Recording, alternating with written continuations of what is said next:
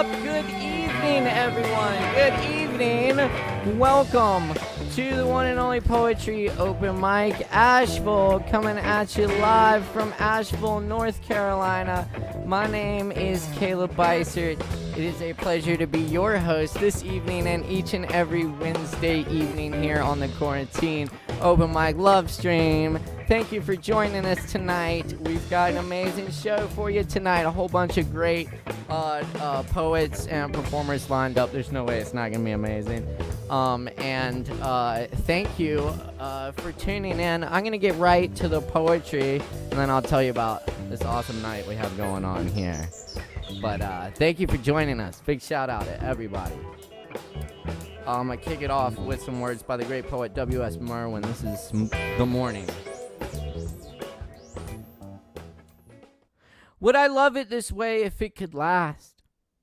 Would I love it this way if it were the whole sky, the one heaven, or if I could believe that it belonged to me, a possession that was mine alone, or if I imagined that it noticed me, recognized me, and may have come to see me out of all the mornings that I never knew, and all those that I have forgotten.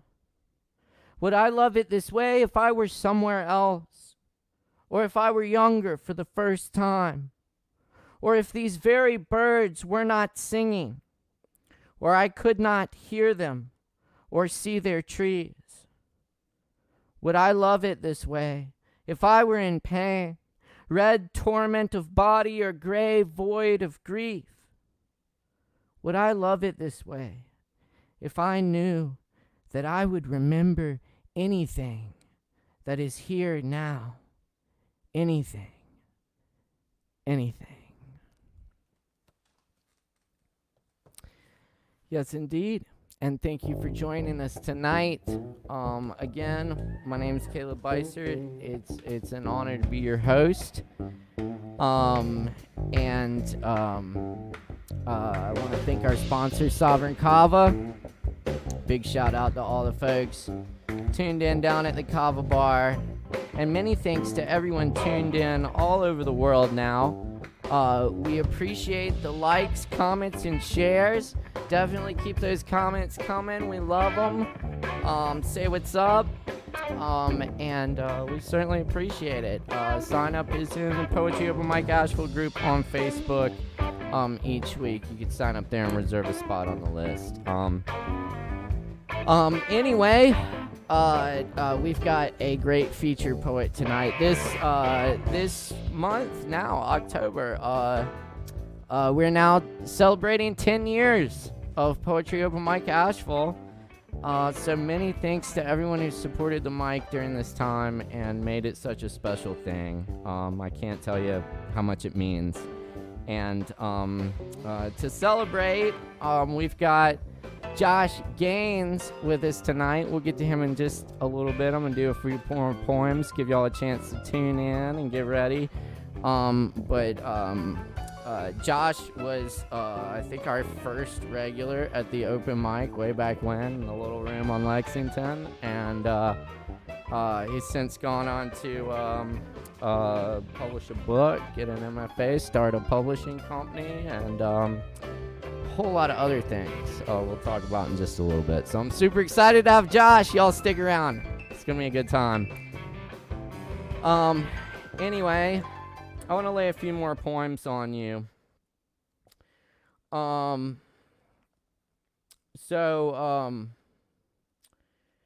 long time ago when I was doing this open mic, there was a poet who was a regular at the open mic. His name was Michael Cook. Well, Mike Cook. He was a great poet, and we got to be good friends. And unfortunately, in 2013, he committed suicide. And his family came to me after that and asked that I hold a memorial kind of open mic at the Kava bar where we'd all get together and read his poems and wear flat billed hats and just get together and celebrate his life. But they asked me to do this because, and I didn't know this until they told me, but apparently the open mic was the only place Mike ever shared any of his poetry. They had never even heard any of it.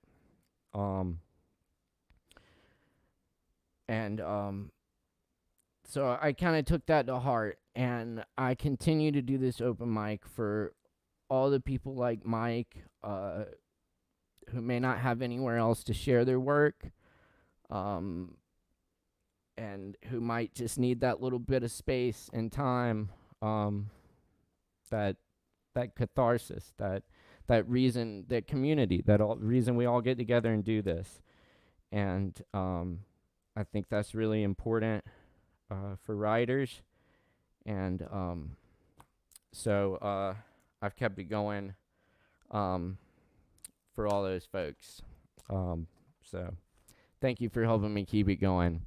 It's been an honor and a pleasure. And we are now keeping it going. Even during the fucking pandemic, we are here in the online realm, which, you know, is weird at first, but we've embraced it. And now we get to do this with people from all over the world. I get to bring in feature poets who I love and share them with you. And so I'm really happy to keep doing this. It's been an awesome 10 years, and I don't know what the future holds. I never planned on doing it this long, but we will see. And we're going to keep it going for now. So thanks for your support. Thanks for tuning in. I just had to say that. Thanks for an awesome 10 years. And many thanks to the Kava Bar, our sponsor, who's supported this and helped keep this space going for poetry in Asheville and now all over the place. So anyway, big thanks. I'm going to do a poem now. This is by Mike Cook. And as is the case with most of his poems, this one is titled Hero of the Suburbs. Plunger, plunger, plunger, plunger, plunger, palm tree. Plunger, plunger, plunger, my sweet, sweet plunger. My plunger. My faithful plunger. Sweat for me. I look for you in the corner of every bathroom to whisper your name at the urinal. You make me want to plunge. I urge to plunge, to stick it in the drain and plunge away. You take my pain away for a moment of suction, plunging. I am a plunger, a plunger, a plunger, a palm tree in a vacuum-sealed lounge of water, in your rubbery cement pink embrace, drowning in the violent plunge, lunging forward and sucking the other world through a porcelain pipeline, birthing the plunge. The warp. A harp is strummed as I plunge deeper, looking to pick a plum for the very first time in that lost swamp of memories, and step by step I plunge through the mud in search of a plum tree. Plunging for a plum, leaping out with leeches, these blood-sucking, morbid black slits, plunging for my O-positive, oh, loyal plunger, stand guard by your porcelain maiden. The plum is an elusive fruit, and I fucking hate plums. Thanks a lot, y'all. That's Mike Cook. Thank you. Appreciate the comments coming in, y'all. Many thanks. Many thanks. Y'all fucking rock. I'm going to do a few more poems here, and then I think we got Josh ready here shortly. So, all right. Very good. This next one is an original poem called Mariposa. Why is the Spanish word for butterfly more beautiful? Perhaps because the sun in Spain shimmers as clovers in sea, and milkweed grows in bunches in the pastures and along dirt roads. Perhaps because language shapes my tongue into an arrow. Other languages have words for what I can't say in this poem, and some are lost. Only through this arrangement do I begin to express anything close to wonder of the arid plains of Cordoba, or the cold beer and smell of cooked fish on the beaches at Malaga, or the old woman living in the hills above Granada, following its winding rivers, carrying orange blossoms like bridal veils, some happy party upstream from here, and the faint shouts of laughter. A flicker of firelight dashes across the treetops. We must be so close to beauty. A mariposa always remembers where it's from. Generations of them fly home over flowers and tundra. Why didn't we see them as beautifully when words first cussed our lips? Why do our words fail us? It takes only 12 days for a caterpillar to transform from chrysalis, sleeping in milky white, to butterfly, wings spread, unfolding ministry of the mariposa.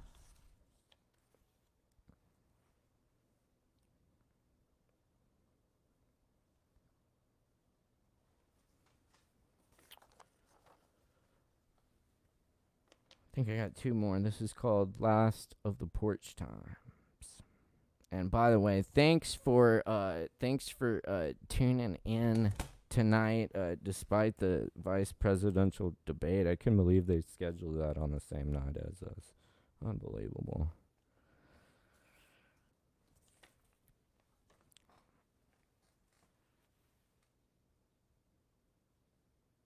Oh crap! This is an old revision, but what the hell? I move on to other porches, but know this one was good to us.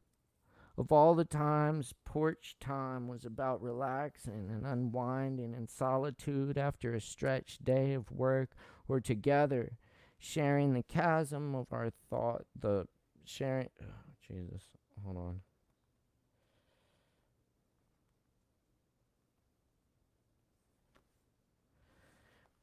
Porch time was about relaxing and unwinding alone after a stretched day of work, or together. Oh man, that's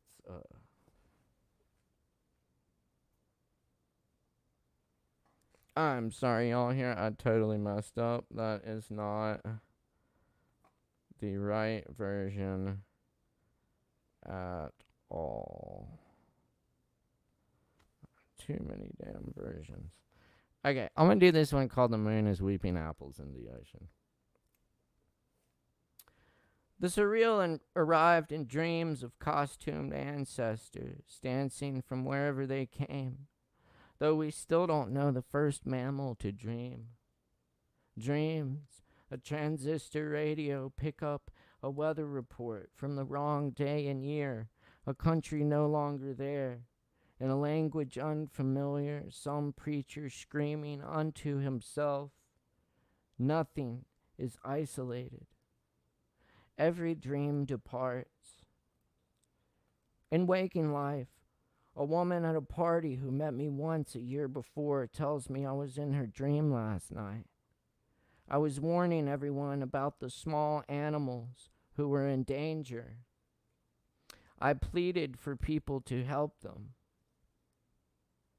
Then I met Tom Rawworth and told him who I was.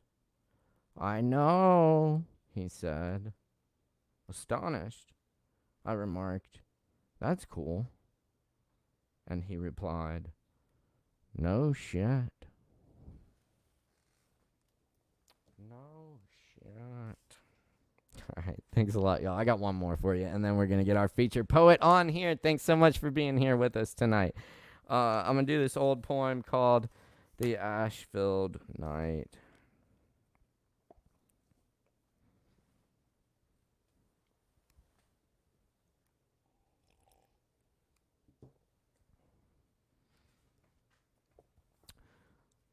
Lost friends find each other on sidewalks. There must be a festival in town. Down by the civic buildings, the Art Deco facades, the broken-in bars, money saves. How did flamingos get here?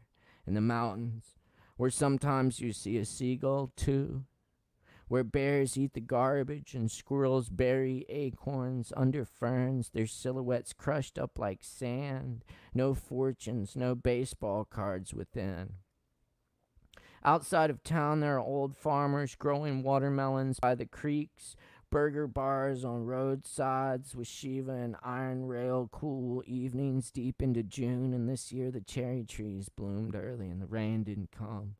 Their wise blue fractions of light scamper across the picketed yards and wavy line roads. Famous people stay in hotels that seem to glow in waves. Up the lines, over the hilltops carved into city, lit with electricity, humming while old men sleep. Angels look over where everything has changed but history. The monuments that were built still loom as reminders of what nobody remembers.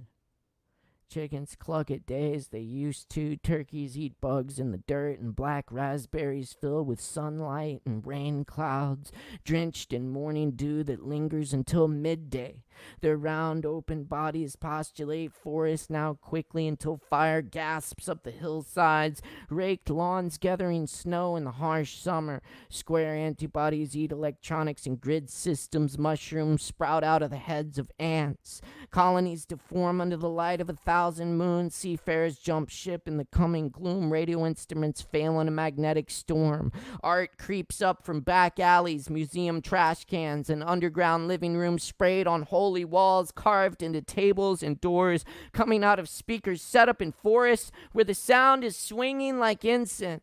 Around campfires rising up the hills, making ash snow to tunneling headphones and furnaces by the shores of the lakes, underneath the streets and forgotten parts of cities, forgotten by countrysides, forgotten by rainbows and crab nebula, forgotten in bars and public restrooms like feathered fedoras on lost coat racks and bar stools. The cook's too high to cook, the judges too incarcerated to make laws, the laws too dead to hold anyone anymore, the time too ripe not to fly, not to miss another show. Everybody, don't give a fuck. Give many fucks. Give fucks until the ground wells up with swollen dreams filled with art bubbles predicting frequencies of knotted giraffes. Legions of antlers, cross-eyed St. Owls peregrine down painted sky, comets streaking our eyes, whirlwinds building across the changing landscape, transformed to beauty everywhere we see, broken in heartbeats, eye blinks, and swallows, darting in the morning trees from branch to branch in our lost colonies of memory.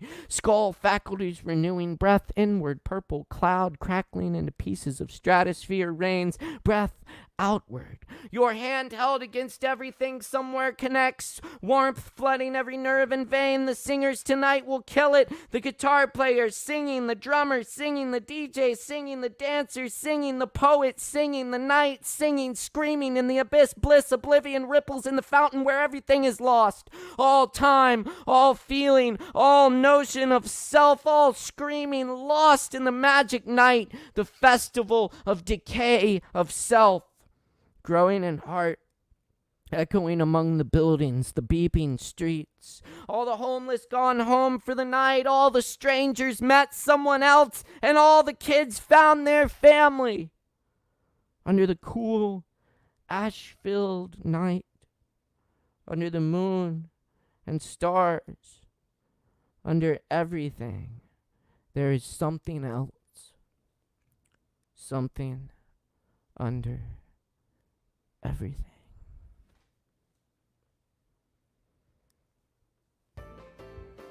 All right. Thanks for tuning in tonight. We're going to get to our feature poet here. And yes, big shout out to the folks down at Sovereign tuning in tonight down at the bar. Got some comments here. Thank you very much. Cool. Yes, indeed. Yes, big shout out to the homies down there. Thank you so much. Yes. Oh, thank you. Very good. Love the comments. Y'all keep the comments coming. Many thanks on that. A little bit. Well, it's a special night. We're celebrating 10 years of doing this open mic tonight. You know, it's been a wild ride, but many thanks everyone out there to making this thing so awesome. for 10 years now. Woohoo! Cheers. Speaking of people who've made this open mic awesome, as I said, I think Josh was our first regular at the open mic, and hopefully this will go better than last week. We had Justin Evans and Justin Blackburn on last week, and I gave them 2 minutes each to do a poem, and they just talked over each other the whole time. We couldn't hear a word of it. So, I'm certain tonight will go a lot better though. Anyway, let me tell you about Josh. Josh Gaines ditched a promising military career to write books, run a profitless press, and build blanket forts with his daughter. I love blanket forts. He earned his writing MFA from the School of the Art Institute of Chicago. Big shout out. As the founder and captain of Thought Crime Press, Josh edited Not My President, the Anthology of Dissent, and he sent copies to every member of Congress. This is true. His poetry appears in numerous anthologies and journals, as well as in his own books of poetry and flash fiction. Cigarette Sonatas, Little Bones, and a recent collaboration with Ben Clark, shout out, called After the Floating Barn. And yes, excited about that. I'm very excited about this. So y'all know the drill. Y'all know what we do here. We support the fuck out of our poets and performers. So wherever you may be, if you're at home in your living room like me, or perhaps in your car tuning in, or somewhere in public, hopefully wearing a mask, or standing outside the Kava bar wishing you could get another drink, wherever you are, jump up and down, spin around, put your hands together, whoop and shout, and make a whole bunch of noise for the incredible Josh Gaines. Y'all give it up!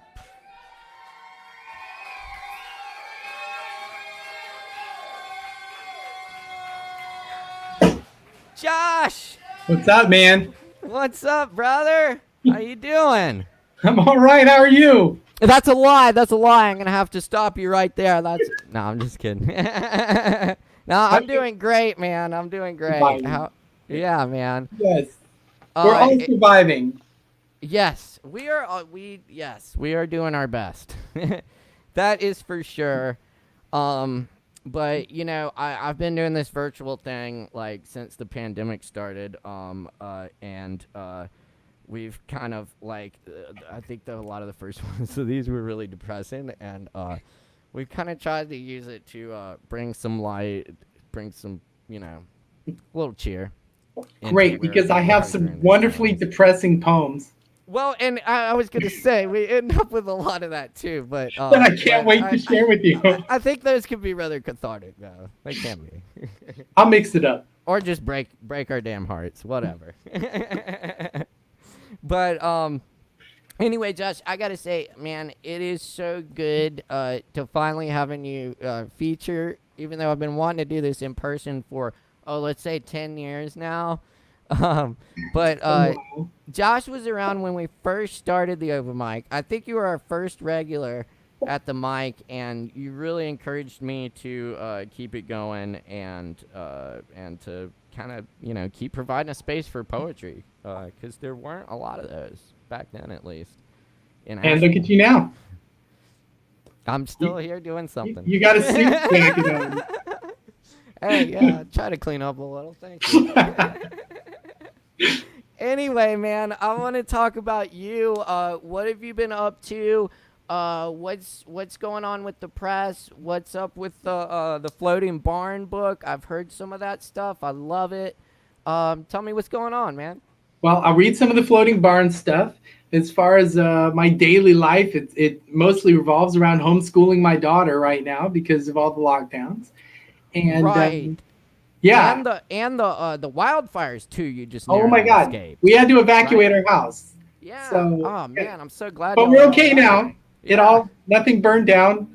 I mean, we didn't burn down. Some things burned Right. A down. lot of other things, Yeah, unfortunately. we lucked out, and we're fine. Um, and yeah, the press itself, not. I've kind of put it on hold for this year. Mm-hmm. Um, I'm trying to just really dive into this whole. Um, okay, so I don't do well. Like, I'm not a good multitasker. I'm a good Right. focuser on things, and so I can focus on a book. I can focus on a project. But right now, my daughter needs me to focus on her, and that's basically what I'm doing, and it's That's great. the most Um, important thing in the world, right? that's where I'm needed right now. So that's Yep. where I'm at. But I did write some things. And so during this whole time, there are little times here and there where I get a chance to like step away and fill some pages. And so I got a few of those, and then a few old ones, a few floating barns, you know. Awesome. Very cool. Well, I'm so excited to hear you tonight, and I want to get to the poetry, so I'm gonna go ahead and turn it over to you. Let you read for the next 15 or 20 or so, and then I'll come back, and if we have any questions from our audience, y'all feel free to leave questions in the comments or comments, and we'll try to get to those. And then we got a bunch of other people reading tonight that we'll get to. So thank you for being here, Josh. And without further ado, I'm gonna hand it over to you. Everybody, give it up one more time for Josh Gaines.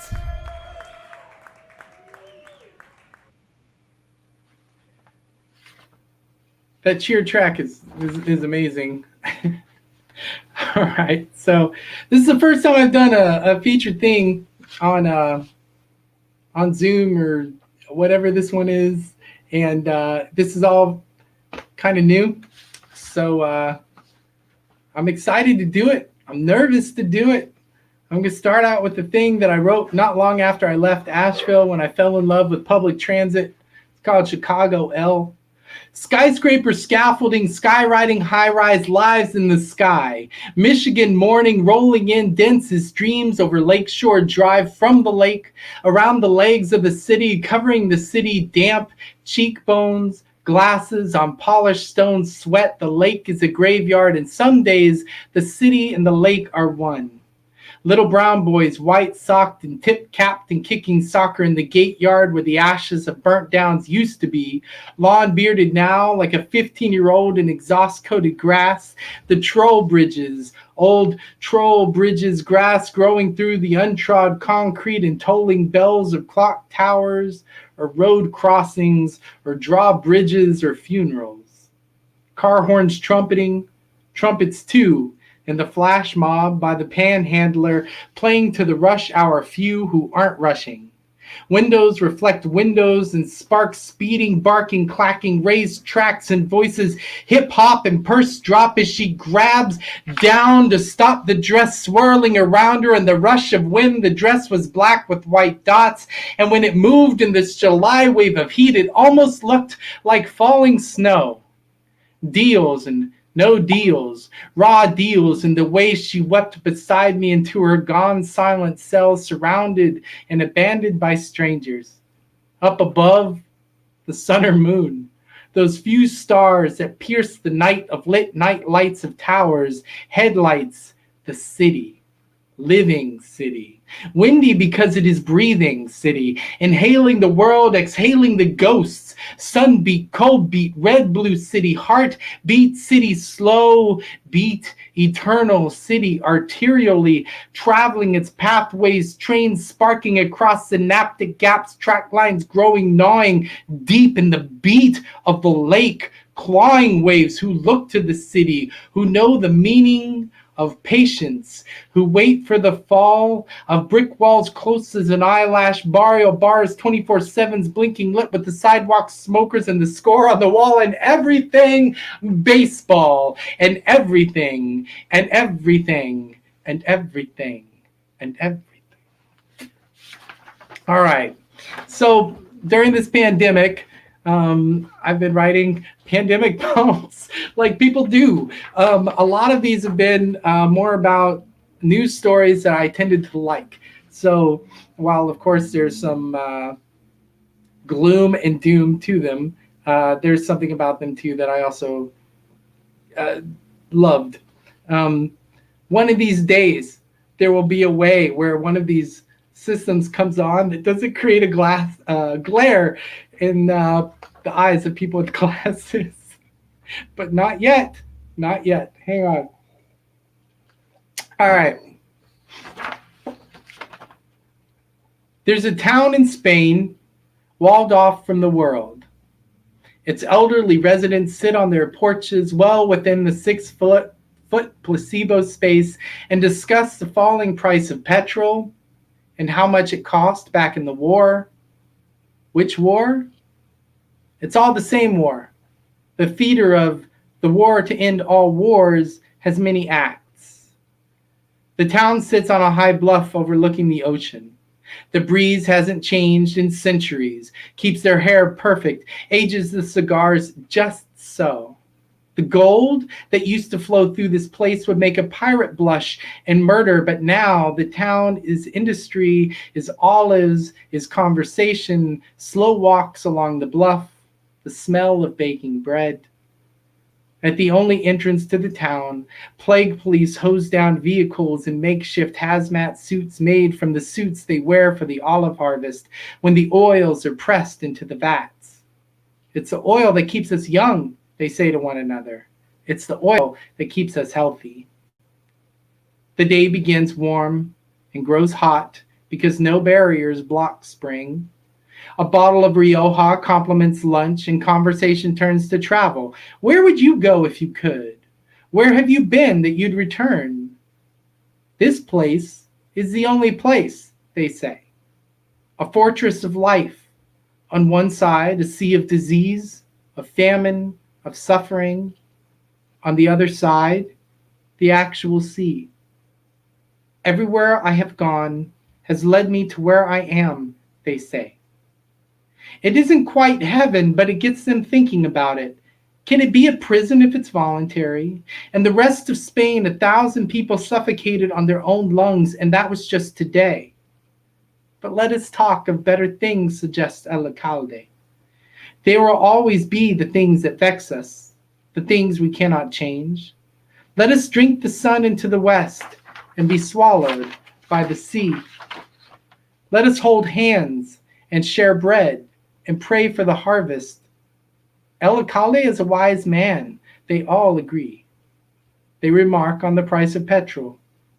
I've never seen it so low, says one. No, they reply, not since the war. So I had all these random things to talk about tonight, which is odd when you're not talking to an audience, because I'm used to so like sucking up energy or response maybe from the people out there who are watching me, who are like there with me.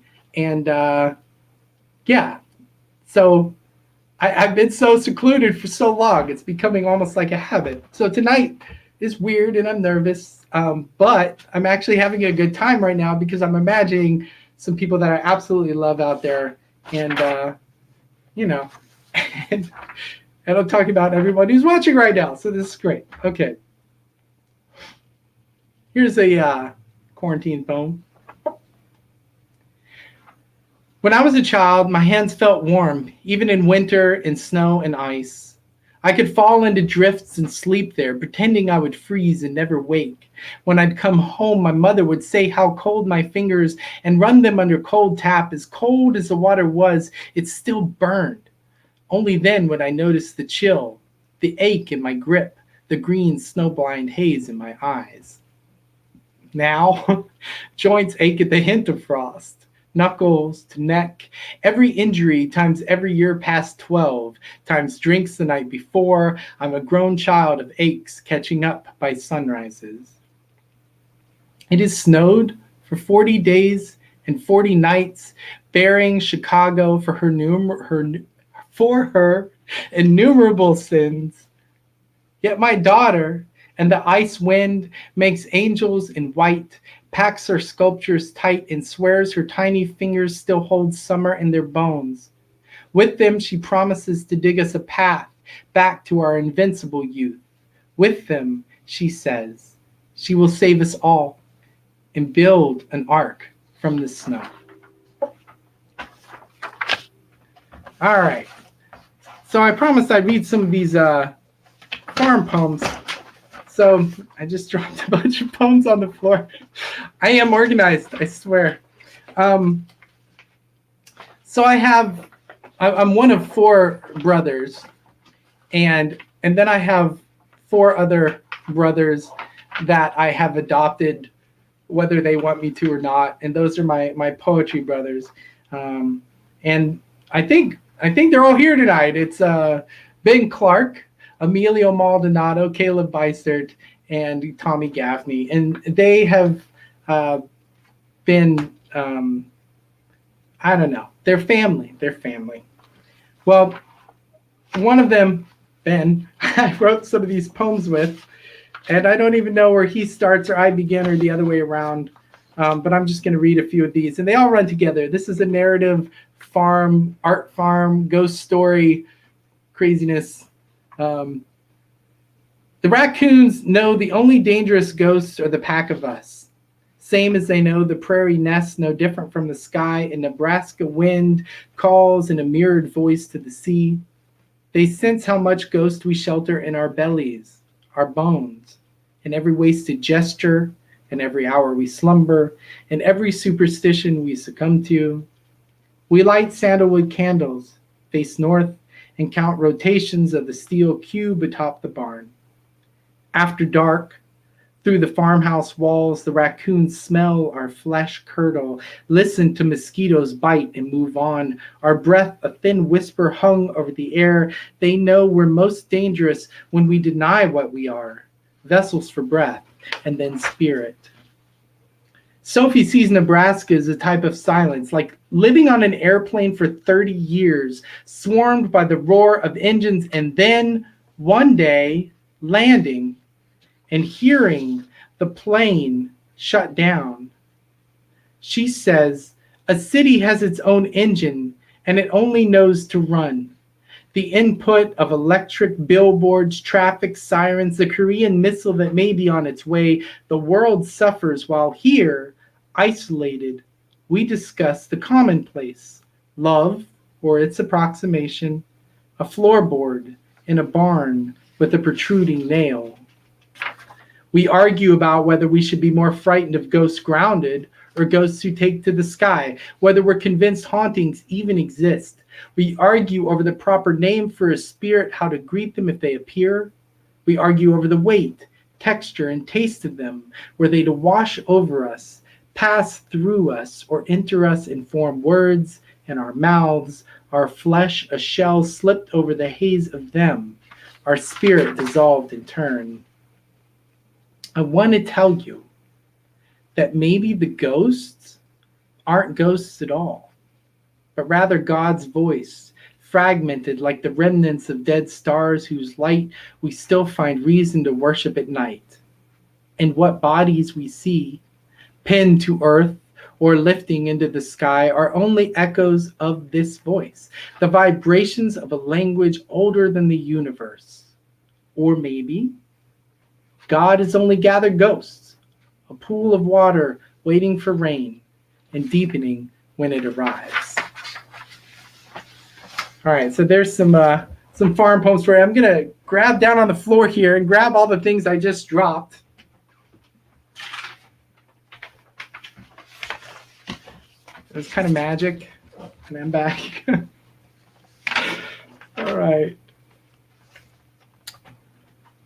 You know, I wonder, like, how is it comedians do this? Because, you know, I've watched some online, and they do this thing where they'll like pause in this silent room for laughter. And it seems like both really courteous, right? Because they're like doing that for you, but also obviously sad and a little bit pretentious all at once. Like you're going to laugh right now. So I'm just going to hold, right? And you're like, well, what if you didn't laugh? They would never know. But at the same time, you know, whatever. It's just the thing I'm thinking about. Okay. Thank you all. Thank you. I'm so glad you're here.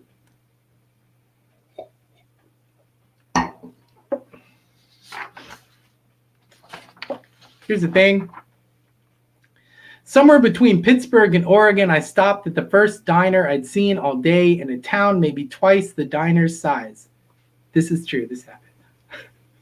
I had food on my plate. I couldn't tell what it was. The sandwich board called it hot dish. Like that describes something people might want to eat. I look at the plaid crowd, the NRA tattoos on their foreheads. I made that part up. People here probably order it without thinking. How are the burgers? I'd asked. Best in the county, she'd said. How many are there? In the county, I'd asked.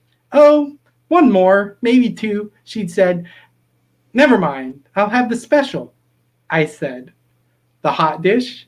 I nodded. Yes, and a beer. Make it two. 2 hot dishes? No, 2 beers. What do I look like? She didn't know what to say. She came back with a plate and a beer. Anything else? She asked. Just the other beer, I told her.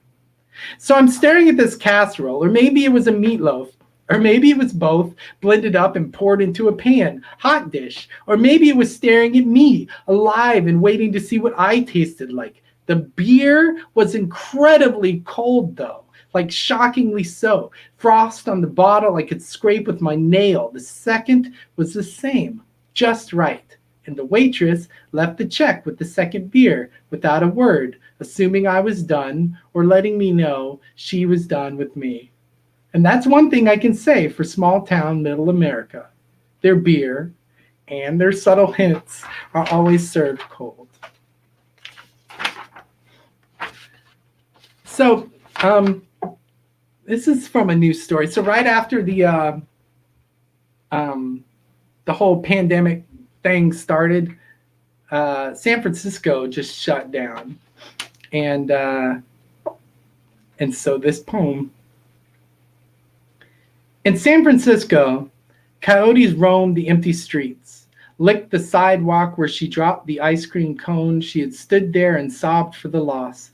The whole day's chores built that to the whole day's chores that built to that moment of excitement now melted and dried drips fossilized on the curbside before they made it to the gutter and are now dessert for coyotes.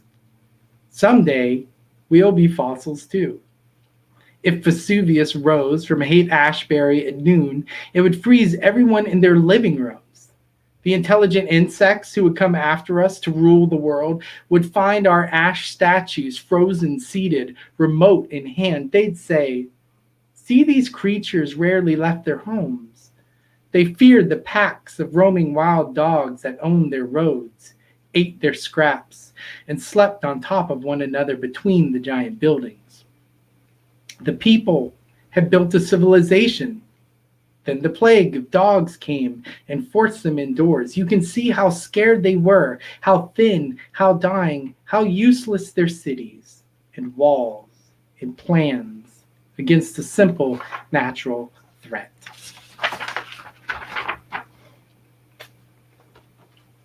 Who's buried in these Central Park graves? The beaches are wild with walking coffins. It's Holy Week in Philadelphia. A small boy in Our Lady of Lourdes looks at his family, Christ on the cross, at the older man in the next pew kneeling beside a MAGA cap, surrounded by stained glass saints. The boy thinks he'll die in that hat, but all that comes out is amen. China reopens parks, and the dead pack in close as fucking, close as the burial pits in once New York, now new necropolis. Our leaders cored the apple, packed it full of worms, full of rats, now it rots, and the cherry blossoms go ignored. The local baker is also ignored, goes out of business, and is buried with the rest. There are no funerals for dead bakers. There are no funerals for anyone. So I live in Portland, Oregon, which is a place that is full of all sorts of conundrums. Without getting into way too much history, Oregon itself was set up as a white utopia.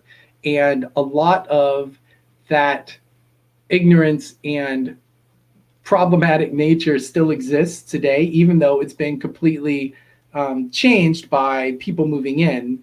But even though the people have moved in, the people who were here before haven't left.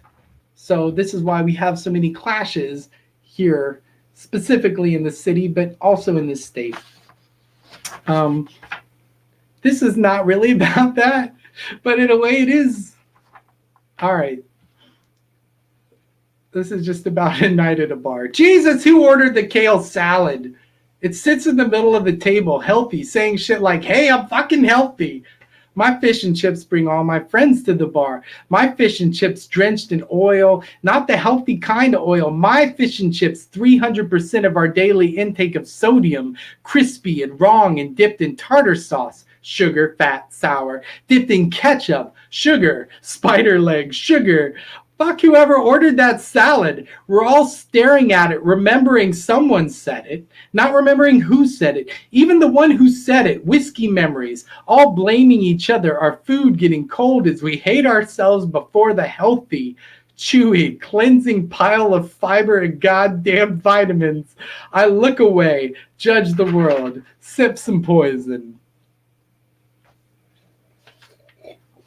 All right, y'all. I got one more. Thank you so much. Thank you, Caleb. Thank you, everyone. I really wish I was there in Asheville. When I was there briefly for about a year, so not quite super briefly, I was out in Candler, and I went to that open mic. Rain, snow, shine, whatever. I was there.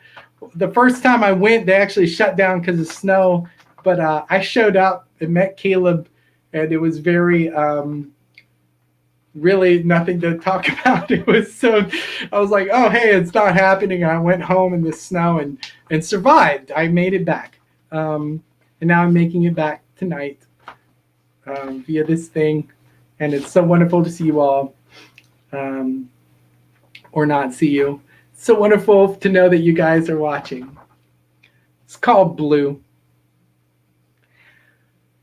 I was born to muddy waters in a shotgun bedroom and across from a Piggly Wiggly by the light of the Virgin Mary night lights reflected off spinning vinyl.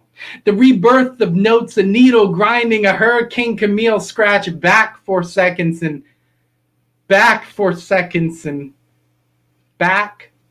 That constant resurrection of Robert Johnson's 2-tape Delta slide taught me how to speak in gurgly repetition. My favorite color was the sky, and that hue my father told me was this music in blue was more than color to me. I was born blue. I took blue into my reflective eyes and stared up for more. I took the sky in between dawn and dusk and wrapped it around me, named it security.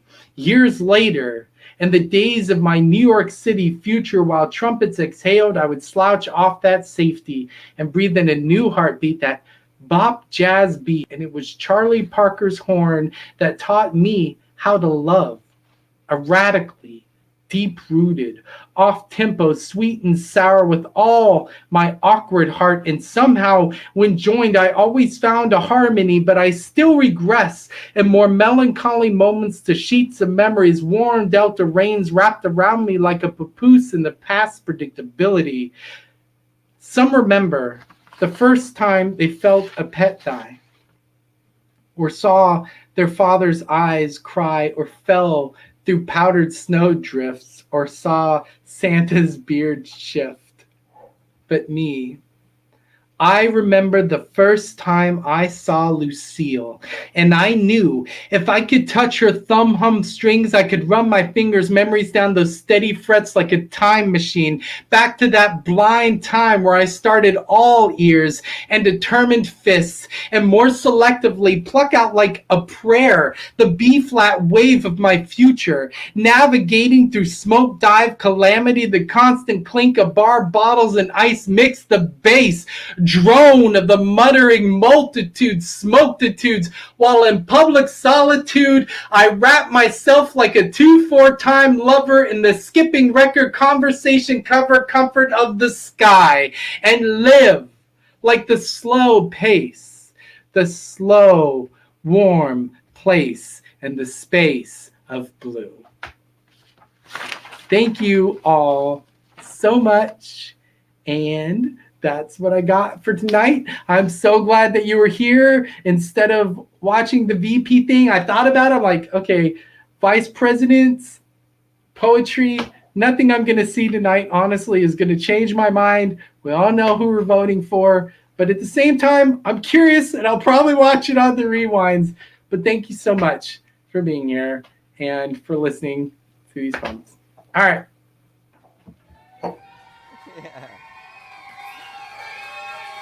Oh yes, thank you, Josh.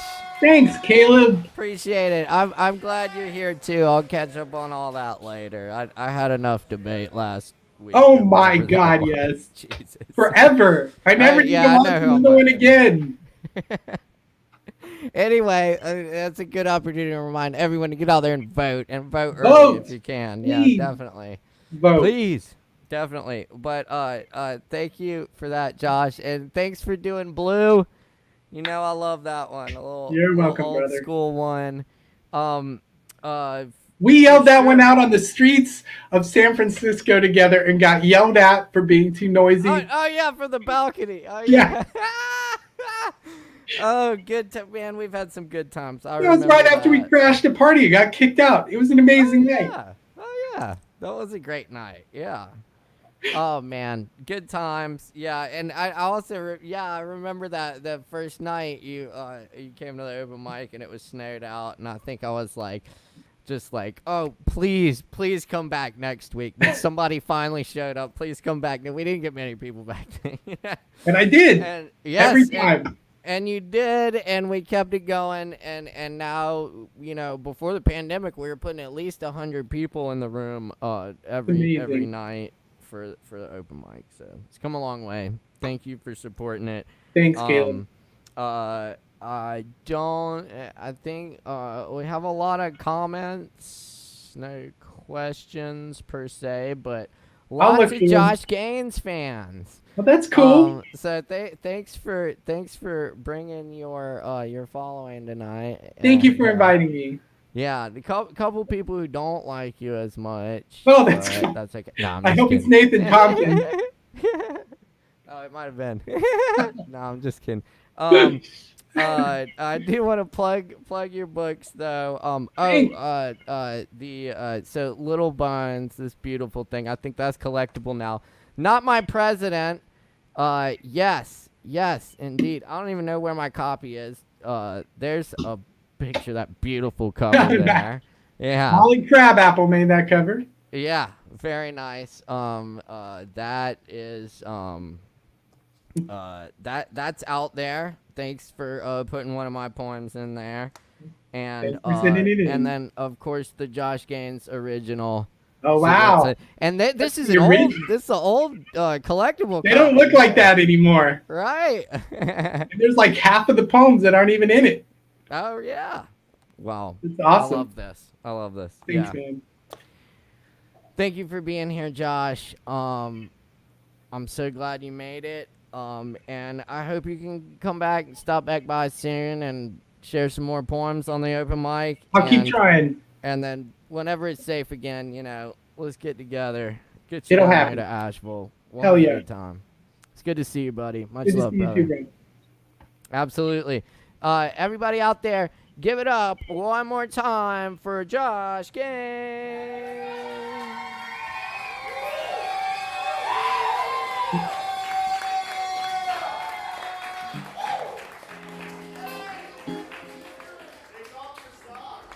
Indeed. Many cheers, Josh Gaines. My name's Caleb Beissert. Thanks for being here tonight for our 10th anniversary open mic. Poetry Open Mic Asheville. We've been doing this in Asheville. for a while now, and now we're broadcasting all over the world. Many thanks, everyone, for your comments. Keep those comments coming. We love the comments. Nice. Big shout out to my dad. Very good. And big shout out to my brother, Morgan Beissert. He's our technical director for this show, making all the odds and ends come together. And of course, many thanks to our sponsor, Sovereign Kava, and all of our Kava people down at the bar tuning in. Thank you so much for your support. We definitely couldn't have done 10 years without y'all. It's a real honor, and I love all of y'all. Thank you. Woo! Josh Gaines, I am having fun now. We got some other amazing performers, though, and I want to make sure we get to these folks. So, let's move it along here. We have Jay Rohr is up next. He's back with us this week, joining us from Chicago, or right outside of Chicago, I believe. Yeah. And so we're happy to welcome him back tonight. I want y'all to jump up and down and make a whole bunch of noise for Jay. Y'all know what to do. Give it up.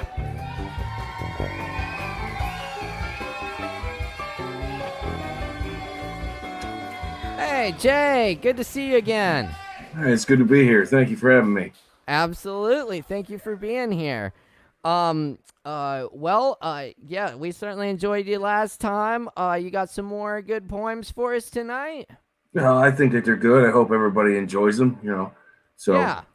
Well, that's the best we can do. Put it I out there. I try to be confident, but I try not to be an arrogant dick about it. You know what I mean? Hey, yes, that's a good middle ground. Definitely, man. But yeah, you doing all right tonight? I'm doing as well as anybody can in these situations. I hear that, man. As well as just getting by. Yep, for sure. Well, it's good to all get together and be able to do some poetry together. Absolutely, it's fantastic. I'm glad that there's stuff like this out there. I didn't take part in a lot of this stuff when it first started. Now it's going on. I'm really glad there are people like yourself and everybody doing this. So, cheers. Well, thank you very much. Cheers as well. Yeah, we're embracing it, and it's been good. And with the beauty of doing the virtual thing is now we can connect with people who we might not have gotten to connect with before. So, absolutely. Yeah. Anyway, I'm gonna turn it over to you and let you do the poems. Oh yeah, performers, keep it under 10 minutes, and we welcome all people, all forms of artistic self-expression. So, everybody.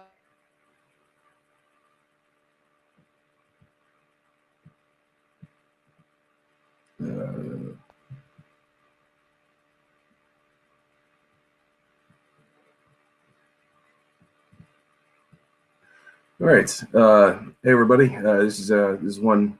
Oh, God. I really hate following really good sets. Anyway, the pressure is on. So anyway, this is a song. Excuse me. This is called When We Could See the Song. Okay. Riding Lakeshore Drive, synesthesia in the passenger seat, bringing music into sight. Bees making honey in the lion's skull as the record spun, gathering threads out of thin air to weave a tapestry reminiscent of the Mirror Reaper, conjured by the Bell Witch evenings earlier, a day or two back, feeling centuries from this current omen of a carrion crow perched on the stick shift, pecking away hands, trying to slow down. Then one day, without warning, notes like dollars in a strip club raining on bored dancers, their Novocaine-filled veins fueling limbs into motion devoid of feeling. The car came to a stop. Onto the shoulder went the crow to call company while wandering a litter-strewn beach. Empty bottles, fast food wrappers, cigarettes, condoms, and bottle rocket bits, all the while unable to pretend the lake is an ocean, because it isn't. Decades or days later, wide awake in bed, praying to sleep's holy mountain, reflecting on bong-ripping worshippers of satanic doom, hailing cabs to chauffeur acid kings to Bussy Woods for 39 lashes from an electric machine, whipping pilgrims thinking, this is my voice, though they've said zero until the music no longer seems to say, this is who you are. So I got that one. And let me just 1 second here while I figure out how to bring up the other one. Technology is not my friend. Okay. And then this is a little poem about witches and witchcraft because it's the Halloween season. And so, yeah, let's go down that road. This is called In Eris Woods. Mother and father sternly insisted, so beguiling daughter deceitfully resisted, when she plainly heard scintillating words, the inviting sweet lyrics in songs of birds, so often enthralled, desire snowballed, as owls nightly called, promising in the darkest wood the wicked do unwanted good. It was only a matter of time before midnight's chime shattered the glass between her and the forest scene. Silvery streams from the moon, lit to where nudes commune, writhing wild dancers near swoon around a bonfire roaring, unsubtly imploring the winds not to whisper, but sing for every sister, lost yet not wholly unaware of something familiar out there. Once she's greeted by welcoming palms, each evening returns with fewer qualms, and begins to casually bring alms, donations to mendicant mystics engaged in spiritual heuristics, conjuring chaos and strife, even daring to end a life as a way of questioning reality. Is what must always be. Steadily growing comfortable with possibilities more than mere myth, which will require pleading the fifth, she evolves from childlike initiate to full witch at an amazing rate. Making temporary then solemn vows, she easily, routinely, devotedly bows, making bloody sacrifices which allows her access to arts considered vilest, too horrid for the sane to list. Even a brief glimpse is a dangerous risk, but curiosity demands, hazarding a brisk perusal of her heinous achievements, several which induced bereavements.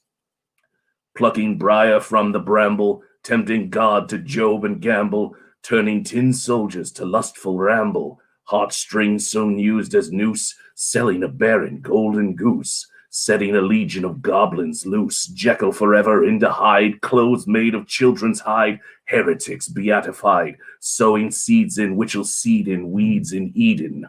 On a throne of birch and bone she sits, a darkening crone, shedded humanity thrown away in favor of bark skin grown, eyes like animals shown, teeth of obsidian stone, and a voice in a hellish tone. She would have it known. The joy of day comes only after night, and I am the darkness that defines the light. So much of what you think is right comes after I have brought the blight that rots the veil, exposing to sight the foolishness of every night, crusaders and causes black and white. So unless desiring to be an acolyte, leave while you still can, or be ingredients in my next plan. And that's that. So thank you all. Happy spooky season, and hope you're all doing well.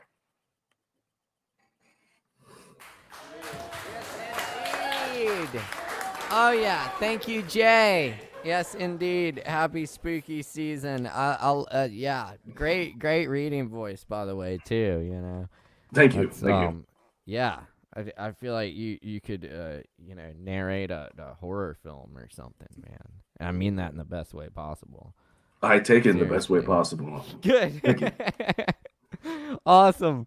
Well, Jay, thanks for stopping by this week. It's always good to hear from you. I hope you can make it back again soon. I hope to as well. Absolutely. Cool. Poetry from Jay there. Everybody give it up one more time for Jay. Roar, make some noise.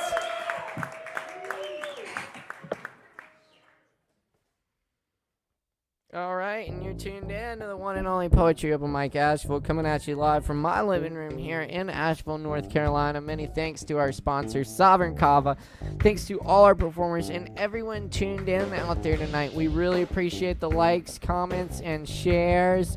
Yes, indeed, another comment there for Jay. Very good. Many thanks again to our featured poet tonight, Josh Gaines. It's so good to be here with y'all tonight. We're going to keep it moving, though. We got some more awesome performers coming at you. Y'all don't go anywhere. Keep in mind the Kava Bar is open for cashless to-go orders. Mask required. You can also order delivery through Kickback Asheville. We appreciate the support, and we'll keep things going for you. Keep up with us. You can check them out on the webs. We broadcast on the Stop and Kava Facebook page and YouTube channel each and every Wednesday night, and we post the sign-up sheet in the Poetry Over Mike Asheville group on Facebook every Monday night, and you can sign up until Wednesday night on there. So thanks for doing that. All right. Very good. Yes, indeed. We have wonderful, excellent. We got Ben Clark up next. Ben Clark joining us tonight. It's so good. Another one of my favorite writers in America. Ben Clark is here tonight. Let's see if we can beam in Ben and see what he's up to. Y'all know what to do, the jump up and down thing, you know? Make some noise. Give it up. There we go.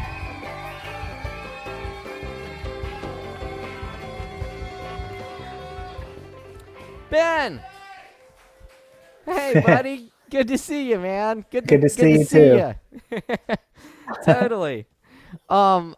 Oh man, I think it was probably Portland was the last time I saw you, AWP. Yeah, hiking in some woods. Oh man, that was my favorite part. Those woods out there are incredible. Those waterfalls. Yeah. Woo. Yeah, we had the best host for sure. We definitely did, Mr. Josh Gaines. Yeah. Oh yeah, fabulous host. Well, cool. Tonight the tables have turned. I'm happy to host you virtually. I love it. And I know you've got some good poetry tonight for us. What all have you been up to lately? Josh, Ben has a few books out as well as one with Thought Crime Press. Yep. What are you working on these days? Well, I moved to Minneapolis. Great time since we last saw each other. Yeah. I got married. Congratulations. And actually, all the poems I'm reading tonight are written with my wife, Dana McKenna. Right, and this is one of the cool things about Ben. He does a lot of collaborative work. You've done stuff with Josh, but you've done a lot of writing. I've pretty much only collaborated since like 2015. So that's incredible. Why write by yourself when you have friends? Yeah, right, and it comes out great. I love it. So yeah, I look forward to hearing what you have tonight. And thanks, man. Thanks for hosting. Hey, thanks so much for being here. It's good to finally have you on here. Yeah, man. Absolutely. Well, I'm gonna turn it over to you now. But everybody out there, give it up one more time for Ben Clark. Thanks, man.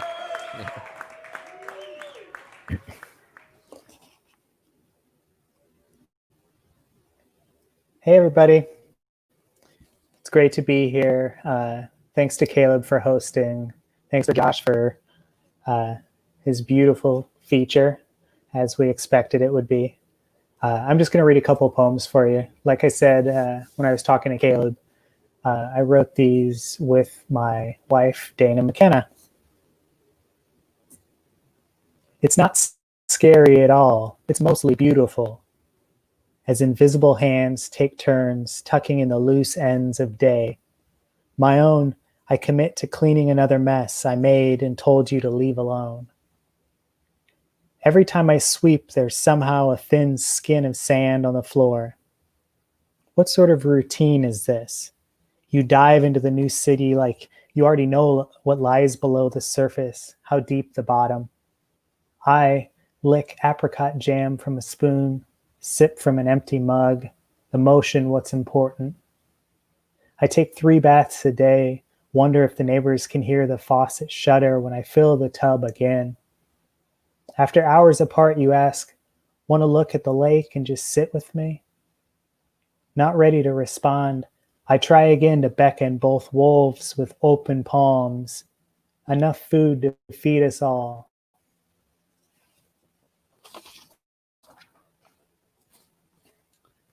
This one's called It's Become a Habit, a way to start the day. Shout out to Bjork.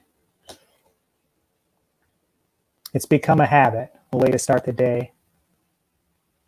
I start saving apple seeds, find them in my pockets, the silverware drawer. Too many seeds for the apples I've eaten. Not enough for an orchard, but enough to plant a dark sapling within me. I imagine what my body would sound like, branches rustling, every sip of water saturated with bitter almonds. I don't know why I come and go this way. I never stop fumbling with the latch, the turn of the key. For the first time, I don't notice the leaves change and can't forgive myself. And without fail, every morning, no matter the weather, you skip blindly outside to say, "How beautiful." Part 2. It's not yet morning. I watch myself leave the house, enter the garden. Inside, sleep spreads peaceful roots in you. Every breath lets in more night. The moon, low enough to whisper back and forth with. One hand cups the earth into the curve of a full moon. One hand pulls seeds from my pocket, plants them on my tongue. Time passes, 5 fingers resting in the wound of the earth. The others half shadow, half flutter in moonglow. Time passes, these hands, strangers, the seeds, guests, waiting on the doorstep. Inside, a fragile dream snaps beneath you. You wake to find me gone. Outside, I spit the seeds into the hollow at my feet and ask my hands to bury them.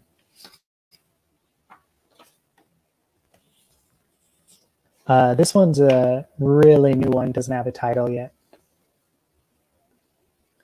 Part 1. Daybreak. On a tin roof close by, an owl slows its heart. Heat already heavy enough to hum. Safety in the low echo. Mice weaving the walls. My hands on my face, then neck. I clumsily ask the wind to wake. Instead, grief pulls coins from my ears. States away, saws you in half. My hands, if I could, I would leave in your hair. Part 2.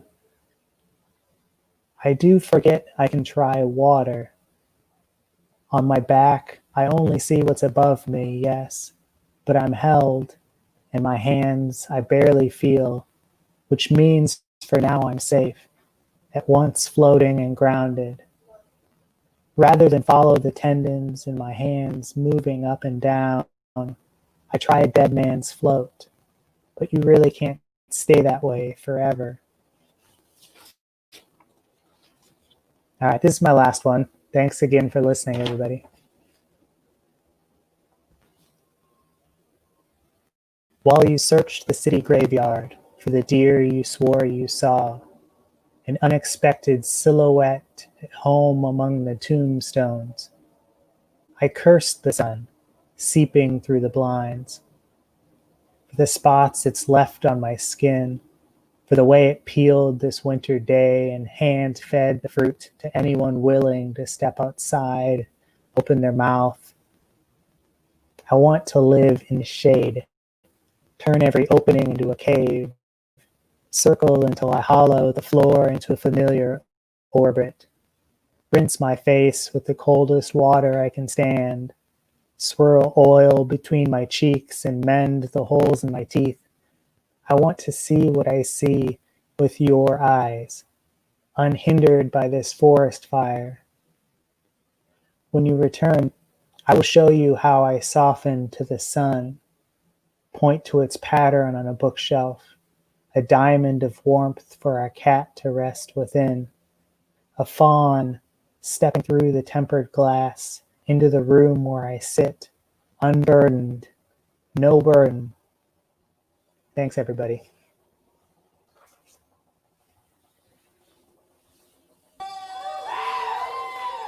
Yes, indeed. Ben Clark, thank you so much. I love that. I love the collaborative stuff. Thanks, man. Do you ever get mixed up and you're like, I don't know who wrote what part of this anymore? Yeah, most of the Or- time. That's when you know the poem's Most of good. I love that. That's true collaboration right there. Yeah, man. You got to give up that ownership. Yeah, I like that. I like that. Like Josh and I one time did a thing where we got together in the bar and went around town and wrote all these poems in the bar, but then went around town and just stuck them places. You know, didn't That's copy great. them down or anything like that. It was That's it good. was a good lesson in non-attachment to your. It's like to your sand art. writing. Yeah, I like like sand mandalas or something. I Yeah, love man. it.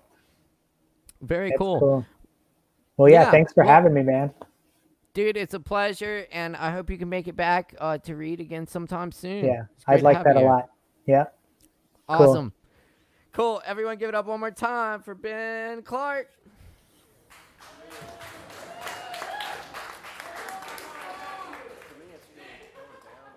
Yes, indeed. And, you're tuned in to Poetry Open Mic Asheville, coming at you live from Asheville, North Carolina, U.S. We're here with you tonight and each and every Wednesday night, 8:30 to midnight. Thanks for riding with us. We got a whole bunch of other people signed up. We're going to get to. I think Kevin Evans is up next. Anyway, I think there's a spot or two left. If anyone else wants to perform tonight, just follow that StreamYard link into the broadcast studio. Make sure you got a pair of headphones. That's helpful. And keep it under 10 minutes, and we'll keep this thing rolling for you. But we encourage all people in all forms of artistic self-expression to participate in the open mic. So keep riding with us here each and every Wednesday night. Our feature tonight's been Josh Gaines, and our Sovereign is Kava sponsor. So check out Kava. Jesus, now I'm gonna say that every time. Check out Sovereign Kava here in Asheville and support the open mic so we can keep doing this every week. Big shout out to the people down at the bar listening in. And you can get your Kava to go with a mask, and or you can have it delivered. Oh yeah, and if you're performing tonight and you're in the Asheville area, we offer you a free double shot. Just stop by the bar, and they'll give them your name. They'll hook it up. So we love our performers. Many thanks to the performers tonight. Anyway, y'all, yes, please keep the comments coming. We do have a few comments here for Ben, I think. Yes, indeed. Comments there. Very good. By the way, our theme music tonight is by my band, the Kava Lactones. So we got our non-copyrighted music there. Y'all can check us out at lactonesmusic.com and check out the new live stream show we just posted. We also have a lot of stuff on archive.org, a wonderful resource. Check it out. Thank you for celebrating 10 years of open mic with us tonight. It's been a wild ride, and we're having a good time and celebrating. Cheers, y'all. See if we can beam in Kevin Evans. The amazing Kevin Evans, another one of my absolute favorite poets. Kevin Evans is here. Kevin has been doing this open mic consistently with us, like, pretty much since we started also. Me and Josh and Kevin used to hang out in Asheville back in the day. And, of course, now I haven't seen Kevin in almost as long as I've seen Josh. No, I did see him at some of the protests, but we were very masked up in distance, so... But anyway, it's great to have Kevin here tonight. He's in Asheville with us, and y'all put your hands together for the amazing Kevin Evans.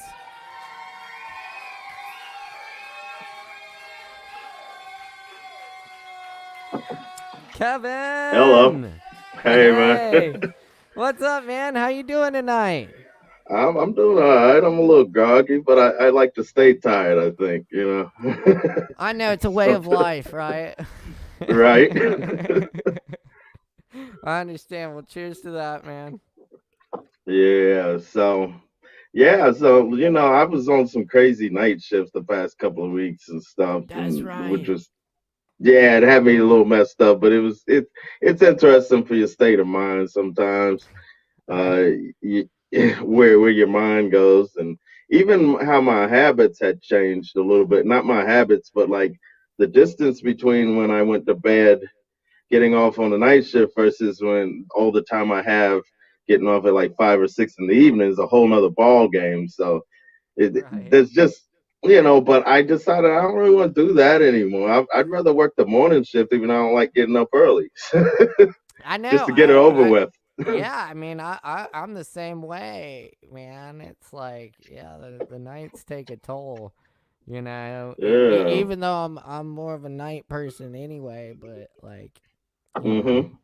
doesn't mean I want to be working that late. Yeah, that's a whole other thing. I'll just So bite the yeah, bullet and get up early.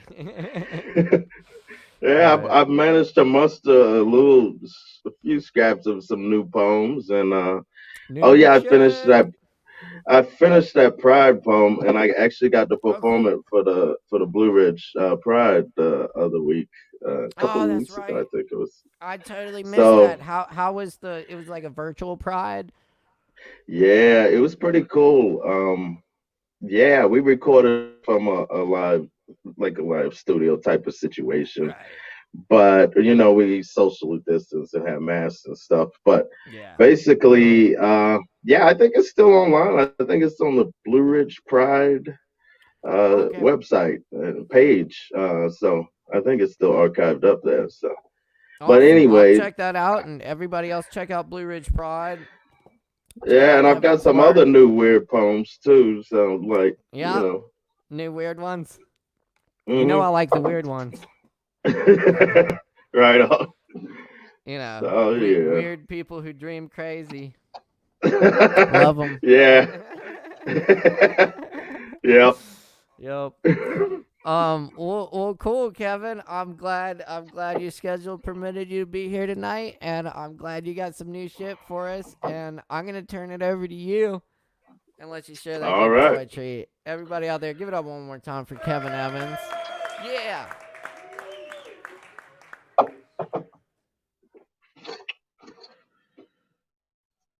All right. So, uh, I'm gonna read one poem that's a little older, from February 5th, 2019. It's called Early. I didn't want to get there too early. Pearl handle on the ceiling, crawling on the babies. There weren't enough little birdies singing this morning to keep me from flying, though the trees eating off of me at the feet, the light feeding into me as I breathe, intimately closer than kin, than friend, lover, enemy. Still, I didn't want to get there too early. The breakfast table burning, shot off as firework into the sky. We all scattered. Nobody was hungry. No crumbs for black, white, nor multicolored kaleidoscope wings, doped in the spring fling of phoenix and monarchy.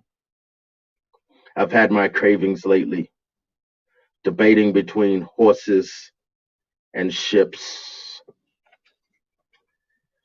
All right, so this first newer poem is from October 6th, 2020. I guess that was yesterday.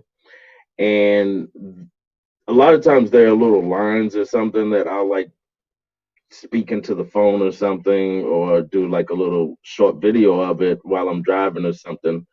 And just to get a little, if there's a line that comes to me, just little scraps of lines if I don't have time to write the whole poem, or it's just a concept. So that's what this kind of is. It's probably a couple of different pieces put together, and um, it's called Husk, It's from October 6th, 2020. But the thing about it is it's purposely like misleading in a sense as far as who the actual subject is or what the actual subject is. So it's kind of a nature versus man thing, but we don't know exactly. It goes in and out kind of purposely as far as who we're really talking about, and it kind of discusses that at the end too. Because I don't, eh, I'll just read it. I see the eye you cut into the tree with a machine. Disappearing, the sky is running away from me. Perhaps I too am temporarily being returned to the ground. If not the very buried acorn, the scrambling squirrel hordes, and I'll be back. Oh Lord, and we'll be back. And you'll be back with your sword, sore loser with the grass overgrown, the overgrown forest, and the vine on your windows blocking best view of pines, oaks, maples, and willows. And you are still home even after you have supposedly, allegedly changed, even metamorphosized. Your bride left you last night, and you haven't cried yet. Maybe it's because you yourself already left a long time ago. And how dare I say that I am or am not a part of this story, this poem? For that matter, how dare we, booms and husks, the beheaded tree? And this one is untitled. Apparently, it's from October 6, 2020. I guess, yeah, that was yesterday. Okay. All of the twilighty star angels send condolences to all of the prairie dogs that await the bark back echo of the full moon. And when the prairie proves to be infirmary, they tend to bark, whimper, and howl louder. And although the prayers issued become more of a constant, the star angels pray more softly, hand washing the fate fortune teller cracks in their palms with their melting eyeballs, relinquishing nearly any and everything, but never their fate and never their faith. All right, and this other one is written, I wrote this probably at work on break at some point or something. It's untitled. It's maybe from a few days ago. I don't know when it was from, but October, we'll say, of 2020. And it's written on an electric bill, actually, but whatever. The petri dish filled with milk and mayonnaise spoils so quicker than the flowers in the vase wilt and rot, quicker than the summer leaves turn face down into the autumn palette. And before you know it, nothing but stoic winter silence. And nothing lasts forever, with the exception of everything, in every little piece. Perhaps the only failure moment by moment is the failure to be precisely the same as the previous moment. Okay. Yeah. All right. So this is the Pride piece. I decided to entitle it Higher Roads. So bear with me, get myself together here. trapped in upper echelons of the dawn, illumination explosive and contagious. Indigo rainbow children, once plain Jim and Jane, named in a hideaway maze, muffled and drizzled out of natural technicolor, repurposed and disserviced as fertilizer of gutter. Although still the rose, poppy, sunflower, pansy, and dandy abundantly grow from out of the darkest depths of that hollow, left condemned to trim own self out of blood root, out of skin, in mangled, tangled definition. Alphabet community, alphabet children. But I heard you.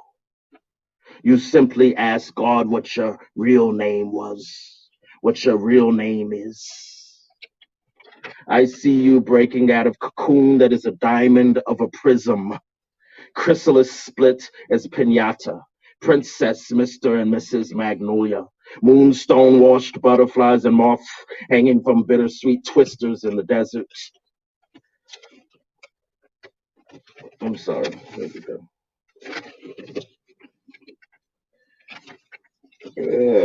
Okay. Oh, I'm sorry. Let's try that part again. Hanging from, excuse me. Let's start that from the top of that little line there. I see you breaking out of cocoon that is a diamond of a prism, chrysalis split as pinata. Princess, Mr. and Mrs. Magnolia, moonstone washed butterflies and moths hanging from bittersweet twisters in the desert. Please remember that you were not mistaken for entering the gate to a world that the wind spins on its axis. At times we beg and question everything on a search to find divine inner peace. Any one of us, as we roam, may find ourselves upon our knees, blind to the shine and numb to the heat of even our very own heartbeat occasionally. Lost in the upper echelons of wet daydream, monsoon season, though the autumn is already sprinkling and spackling upon everything. As smoky ghost wolves are attacking all of the things that made nightmares disturbingly flashy. A past that stings of clinging, unwanting, unraveling, untethering. Junebug, jazzy Jezebel, and spiced up Christmas rap and carol. Just tell us of all of the screams that you loved with all of your essence. Then perhaps we shall learn how we can't and shan't question joy, though supposedly destroyed by your own freedom and voice, and twisty fork in the road, roped by your own alleged freedom of choice, even if and when you have confessed and engaged with no one. Laid out alone on private beach, naked under the day-drunk summer sun, and someone wants to tell you about freedom while professing all of the unfounded reasons your very existence is illegitimate. And tragically, you even started believing it and stopped believing in self from pit within, distanced from your own will and passions. As the sky is cracking, the tears smacking and flying, but you're still here. And anytime you can get back in.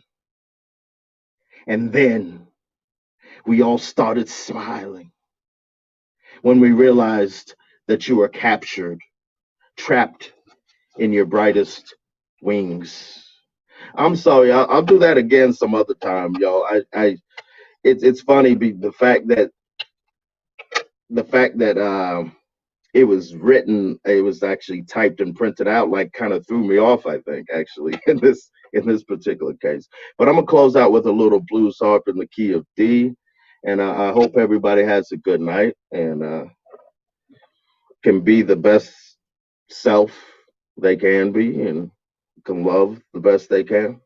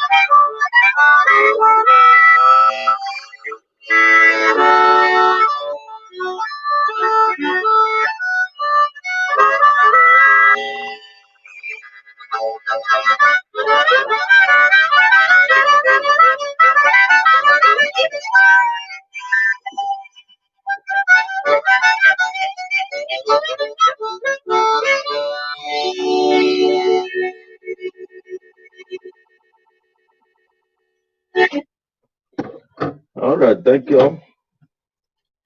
It's been good.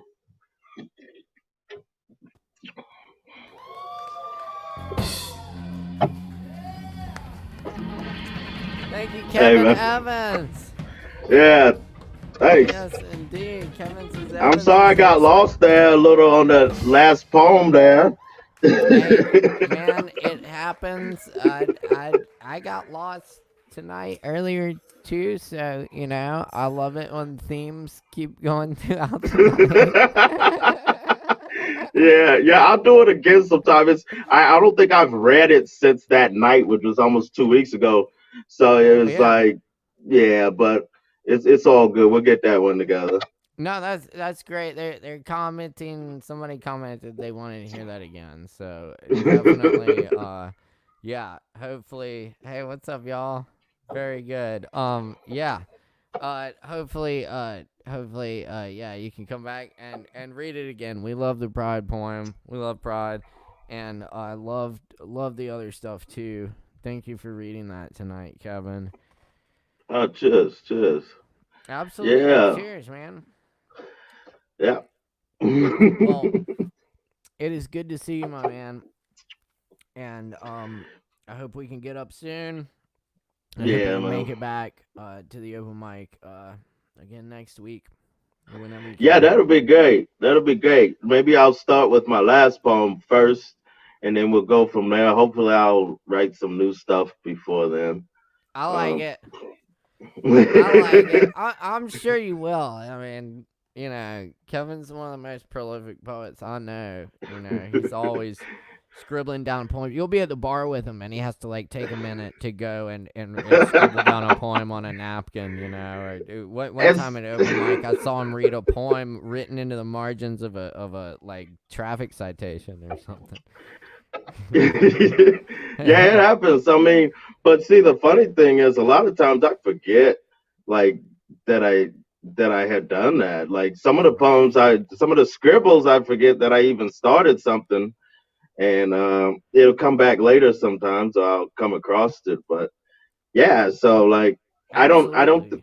I don't think a lot of it's mental too. I don't think I realize that there's as much going on creatively all the time because I might be doing other practical things like work or whatever, distracted. But Right. there is something going on there, and I think that's what we all need to realize that like what was. I think that's what it is to like as a expressing if as like an artist or a communicator, but to express things as a human being even there's an artist in everybody. The ability to create is a human nature. So I think a lot of these muses pass through a lot of us all the time, but it's just like what channel are you on if you want to tune into it. Like there's so much shit that goes past me all day long that I can't even catch because I'm not in the space to catch it, you Right. know. Yeah, I love that. Well said, Kevin. I mean, I see that, and even I mean a lot with the open mic. You get people Hmm. who never even thought to get on stage before, but they come, they see people doing this thing, and they try writing a little something themselves. Right. And then they do it, and it's like, oh man, that was great. That was your first time on stage. Like, sometimes people Yeah. surprise you. I mean, sometimes they don't, but Yeah. you're right. Sometimes. It's about connecting with that creativity in all of us for sure. Yeah, and it's really cool to surprise yourself too. Sometimes put yourself out there in something that you wouldn't normally do or normally think to like the closer you get to the truth or the root of it, the better you'll feel in the long run, I found. That's Mm-hmm. what makes it easier to communicate and express yourself or to put yourself out there in general or take a chance is it's how you feel after that versus how Right. you would feel if you didn't. Right. Yeah. And yeah, you never know till you try. You get out there a little bit. Um, Oh yeah. but yeah. Well, that's a beautiful thing. Thank you, Kevin. Um, Appreciate you being here tonight. Thank you for sharing the new work as Yeah, always. back at you. And Cheers. And dude, thank you for making this open mic, helping make it awesome for 10 years now. Oh yeah, I'm glad to be part of it, man. It's awesome. Hey, I wouldn't want to be doing it with anyone else, man. Thank you for being along for the ride, and Indeed, it has helping been it out, 10 taking years the though, wheel had it? sometimes too. It has been, and Kevin has guest hosted this thing a few times over the years when I had to. Yeah, there's been yeah. there's been a handful of times I got the guest host, and that's always fun and exciting. It doesn't always start out smooth, but it ends awesome every time because the main thing. What makes the open mic is the people. It's the art, it's the free expression, the space, and it's the people.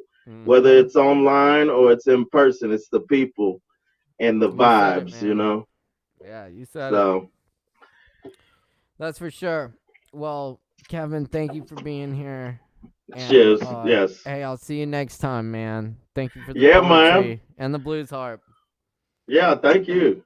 Cheers. Till next time. Till next time, everyone, give it up one more time for Kevin Evans. Yes.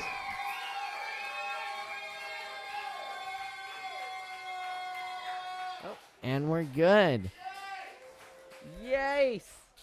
All right, cool. Thank you for tuning in to Poetry Open Mic Asheville. We're here each and every Wednesday night, pretty much. I don't think I've missed one since the pandemic began because I've had nothing else to do. So, yeah, we're here every Wednesday night. Y'all keep checking us out. It's good to be here with y'all. It always makes me feel better getting together and doing some poetry and being around the creativity, whatever form it may take. It's good to be around that energy, so thank you. All right, we're going to keep it moving. We got an awesome bunch of performers coming up. Still, it's been a great night, and we still got amazing people coming at you. So stay tuned. Don't touch the dial. Keep it locked. We got Tommy's up next. Then we got Christopher, Eileen, Justin, Amelia. Wait, am I missing someone? I think we're missing someone. If you're signed up tonight, make sure to follow that StreamYard link. Enter the broadcast studio, pop some headphones or earbuds in, and keep it under 10 minutes. We'll get you on here as soon as possible. We're gonna keep this thing moving here. Many thanks to our sponsor, Sovereign Kava. Very good. A few more comments here for Kevin. Yes, indeed. And, yes. Thank you so much. Appreciate that, y'all. Very good. Many thanks again to our featured poet tonight, Josh Gaines. Check out his books. You can check out Thought Crime Press at thoughtcrimepress.com. Check it out. We love Josh Gaines. Thank you, Josh. Very good. All right. We're going to keep it going for you here. We have Tommy Gaffney up next. Wonderful. First time on the open mic here, I believe. Always love welcoming new folks. And part of the poetry brothers here. Let's see if we can beam him in, y'all. Y'all know what to do. Make some noise. Give it up.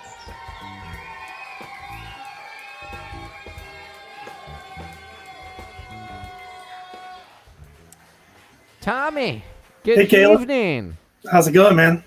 Hey, it's going well here, as well as can be. I'm doing open mic, doing poetry with friends and good people here. So I am doing well. How are you doing tonight? I'm good, man. Good. Yeah, just writing along. Very good. Very good. In the workshop tonight. Yeah, this is my writing shed.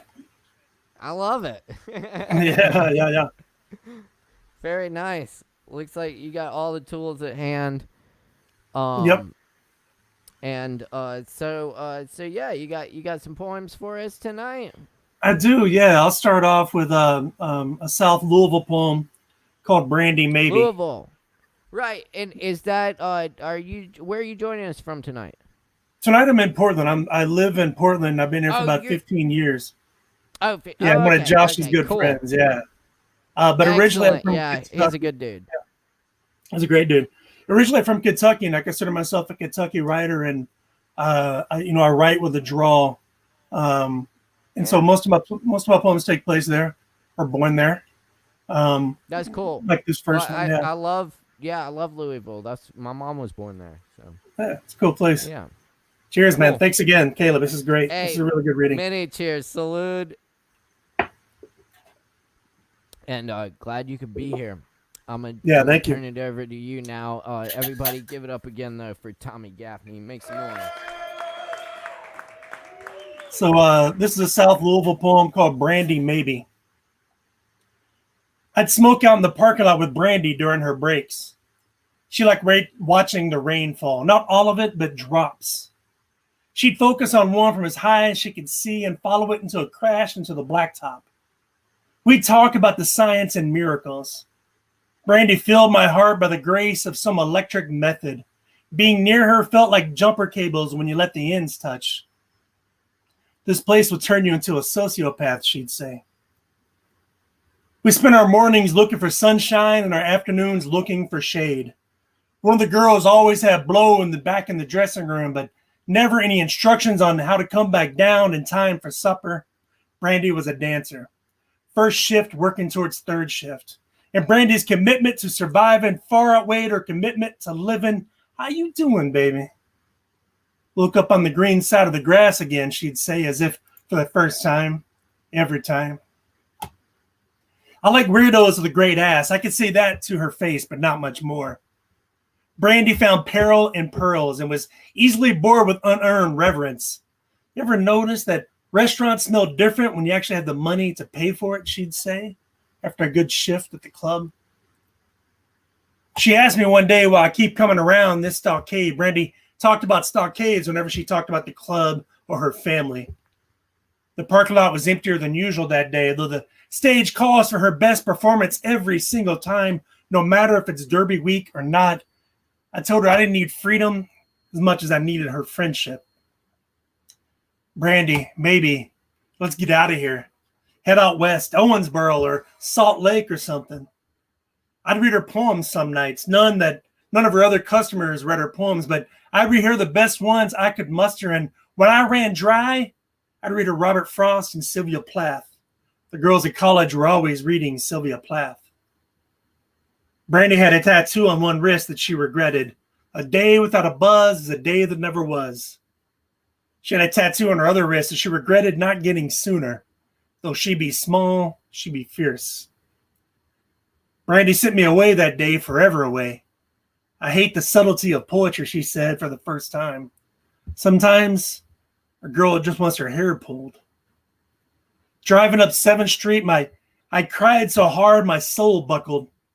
Not because I'd never see Brandy again, that much was as certain as Indian ink, but because I never even knew her real name. Thank you. See if I can find another one right quick. I had a plan. This is a highway along the east side of Bombay Beach, California poem. It's called Wonder Valley. I didn't expect to see celestial beings until I delivered all our greatest terrestrial offerings from the outstretched gangway of one of our most advanced Earth ships. But here I am, busted flat in the slabs after crapping out in Wonder Valley, frightened by the sounds of thunderbirds above me. Might could be some desert stasis I'm feeling. All kinds of nothing causes more all kinds of nothing. Or a liver that got a mind of her own and is temperamental when it comes to ordering bottom shelf. Or it could be that y'all are the ones running in place this time. My best thoughts come when I'm sitting at the base of trees. Ponderosa pines and Joshua trees, bar stools. Oaks are pretty good, though sequoias demand too much in return from the cranny. It's easy to complain about the lack of nooks and crannies and open spaces. Like waiting for all that free air to be seized by eminent domain. Like waiting for all the harpies to align. Like waiting for all the excuses on sitting still to stand tall as a timid round and a starting pistol.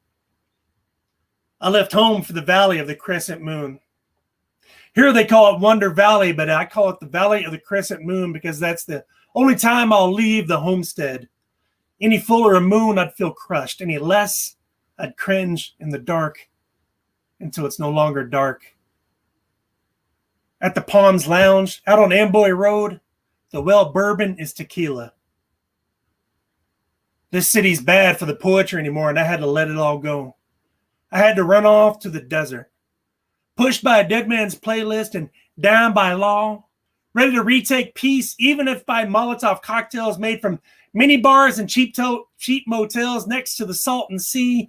I didn't need salvation as much as I needed Salvation Mountain. I didn't need a recount as much as I needed a last chance. Ain't we carnies anyway? Ain't we all just going to burn up in the sun anyway? Thank you. Let's see. This is a West Side Portland poem. Still Steven. Anna Anastasia was great at the register. When the manager was out on 23rd for lunch, she ran sales that made her giggle.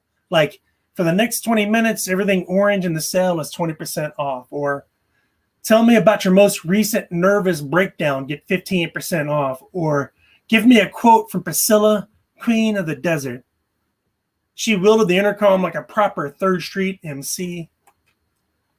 Anna Anastasia wore her tattoos like costume jewelry, fading stitches across her upper and lower lips, paw prints from her right temple down to somewhere inside her blouse, the meaning close but hard to pin down. I wear my particular metaphors on my forearms.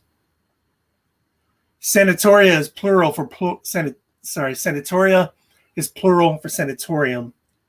Insanity is plural for lapses in reason. Punch drunk is plural for pretending every throttle is part of the plan. Anna Anastasia always wanted dominoes back in the storeroom. 3s and 5s and Lone Star 42. Learned how to play in a barrack in the Kuwaiti desert when her name was still Stephen. Anna Anastasia cut herself in patterns like lattice and a pie. You could see them when she wore sleeveless sundresses and let a strap fall. I got patterns too. Cigarette burns across the back of my left hand. I was hurting but didn't want to mess up the works in my writing hand. I can't remember who saw whose scars first, me or her, but we hugged when we did. One of those hugs that didn't need explanation. I know it would have been the words if we decided to use them. We never had to. It's hard to be in transition in Texas, I heard, even in Austin. So she hopped a freight and passenger to Portland, Puddletown, anything goesville, Fucketburg. She found me and a bunch of other maniacs at a thrift store that paid no mind to drug tests or Adam's apples on girls as long as they clocked in on time. After this, after all I've been through, maybe I'm still just Steven. The world had not changed since work let out, except maybe the drinks. We were drunk. Everybody at the thrift store got drunk on payday. Our backpacks full of cheap first finds we'd priced ourselves and canned goods from the donation barrel. Payday was the only day of our lives together that made sense. I shared stories about being left out always by the cool kids, the rich kids. She shared stories about getting HIV while turning tricks on the way out to Fucketburg.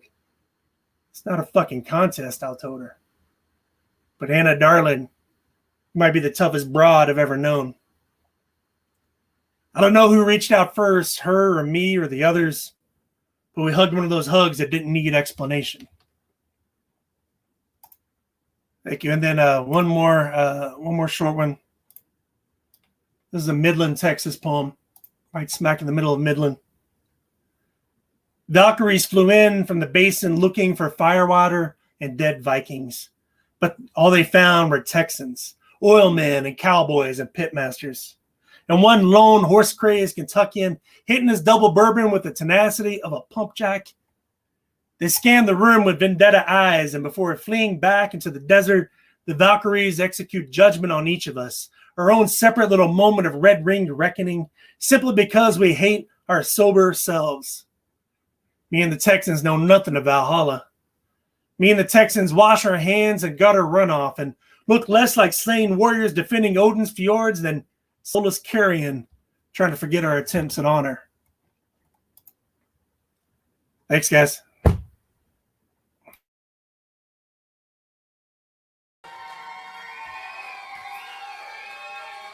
Thank you, Tommy.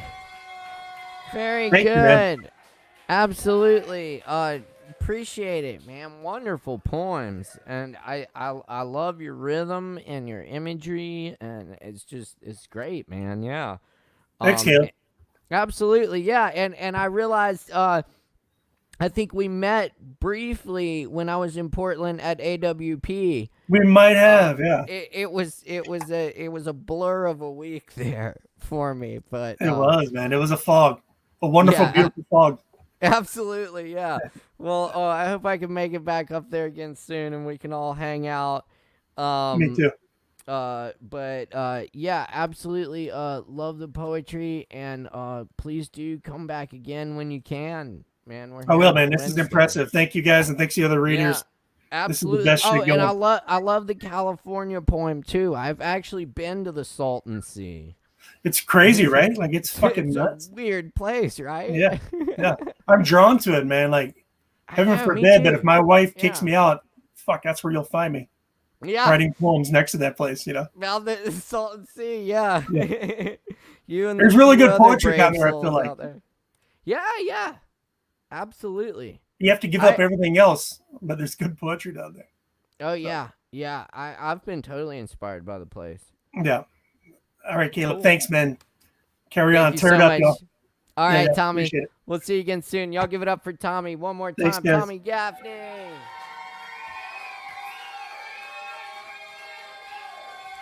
Yes, indeed. Good times here on the open mic. Thanks for tuning in with us. We are so happy to be with you tonight. It's been a wonderful night. Our feature tonight was Josh Gaines. We still got some more performers coming at you. Oh, I forgot to mention too earlier. Josh was gracious enough tonight to donate his reading fee to a worthy cause here in North Carolina. So we're donating tonight to Mo Davis for Congress. Mo Davis, great candidate here in Asheville. We're hoping he'll do well and represent us in Washington. We can use it for sure. Anyway, and thanks to our sponsor, Sovereign Kava, and all their support over the years. We're celebrating 10 years now of doing open mic, and I thank you all very much. But we have a few more of our wonderful virtual regulars tonight. Christopher G. George is in the house, and I'm excited to welcome him. I did want to say though, we actually have a few comments here. I don't think I posted for Tommy. Comments for Tommy here and there. But I do want to remind y'all, stop by the Kava bar, pick up your to-go orders, make sure to wear a mask. If you don't have a mask, they will give you a mask. So stop by the Kava bar. Also, if you're, this is a great line. Also performing tonight, you are entitled to a free double of Kava from the Kava bar. So be sure and pick that up. It's great stuff, right? I love it. Very good. Very good stuff. All right. Yes. Let's see if we can, a few more here. We can beam in, Christopher. Yes. Right.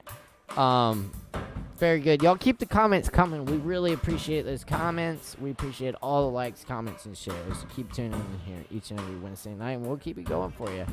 My name is Caleb Beissert. It's great to be your host here every Wednesday night. I'll have a set of poetry at the end of the night for you. But we do have, we got Christopher up next, and then Eileen and Justin, and I think we have Emilio Maldonado coming through tonight. So y'all keep it locked. We'll be here till midnight. Beaming in Christopher. Y'all make some noise. Y'all know what to do.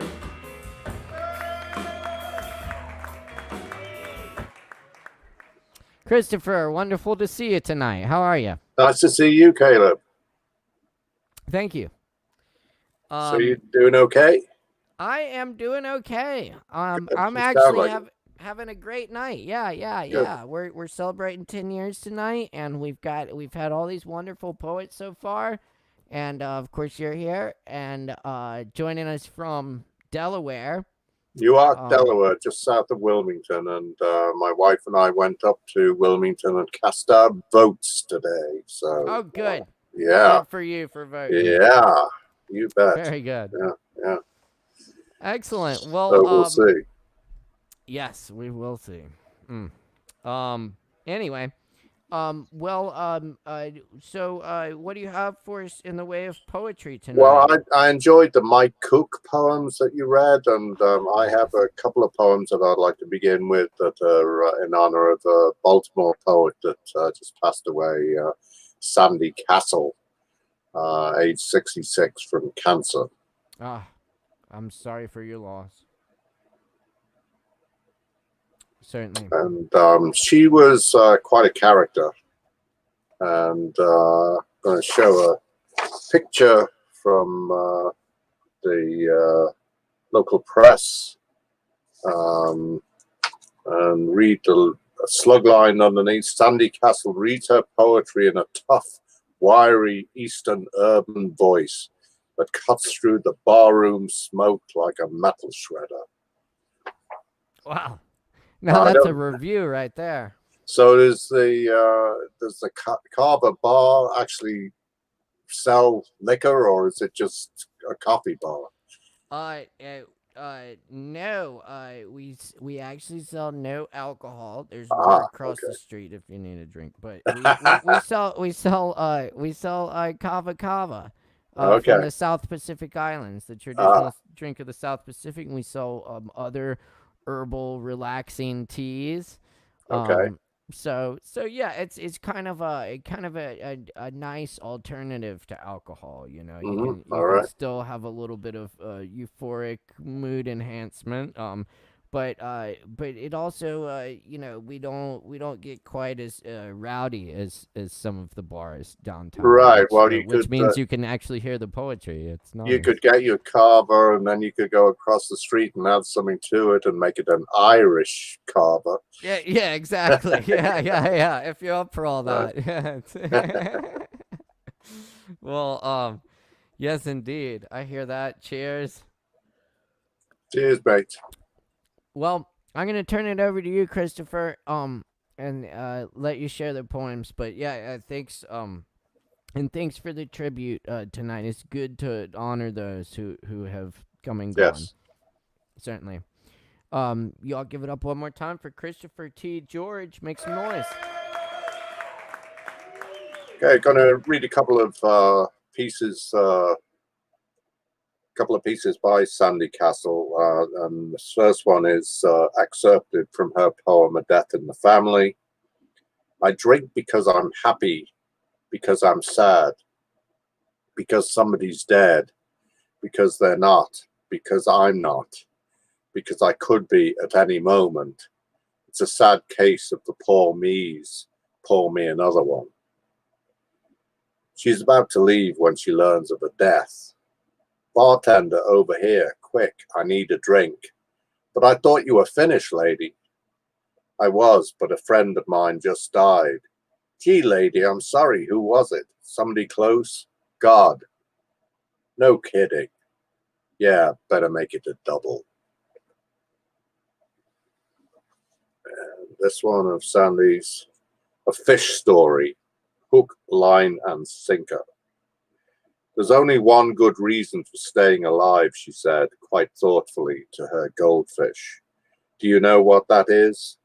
The fish shook his head, no, in silence. She could hear his belly growling. Death, she said, smiling brightly, is the only alternative. The fish yawned at this piece of brilliant deduction. She was always trying to bait him with these tidbits of bullshit. Just once, he thought, I'd like to tell her what an asshole she is. Instead, he looked at her solemnly, and with just the right touch of awe at her amazing discovery, nodded in agreement. She fed him again. Fish food was cheap, and so thought he, feeling full and satisfied. was talk. From my time in Baltimore, Donna and I lived in a walk-up apartment, and in order for me to take the trash, I had to walk down 3 flights of stairs. This is called So Just Duct Tape My Mouth. I was readying the trash to take to the dumpster. Last night's pizza box cut a slit in the super strong steel sack. I went to duct tape the gash with a silver X, but in snipping the tape, I made another slit. I dreamed a dream last night. I was giving a poetry reading before a large white screen with tiny letters at the base. The Surgeon General has determined that poetry is hazardous to your brain. It might make you think.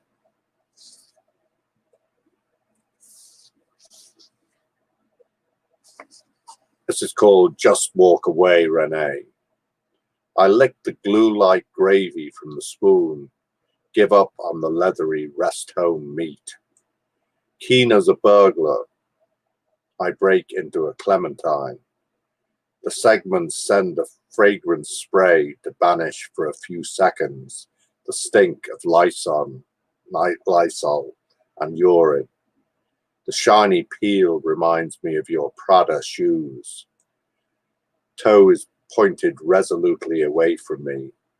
Matching zip tote perched on your shoulder as you fix me with recrimination. My stock folder tanked. My sci-fi vampire novel failed to sell. I swill the seeds round my mouth before spitting them out.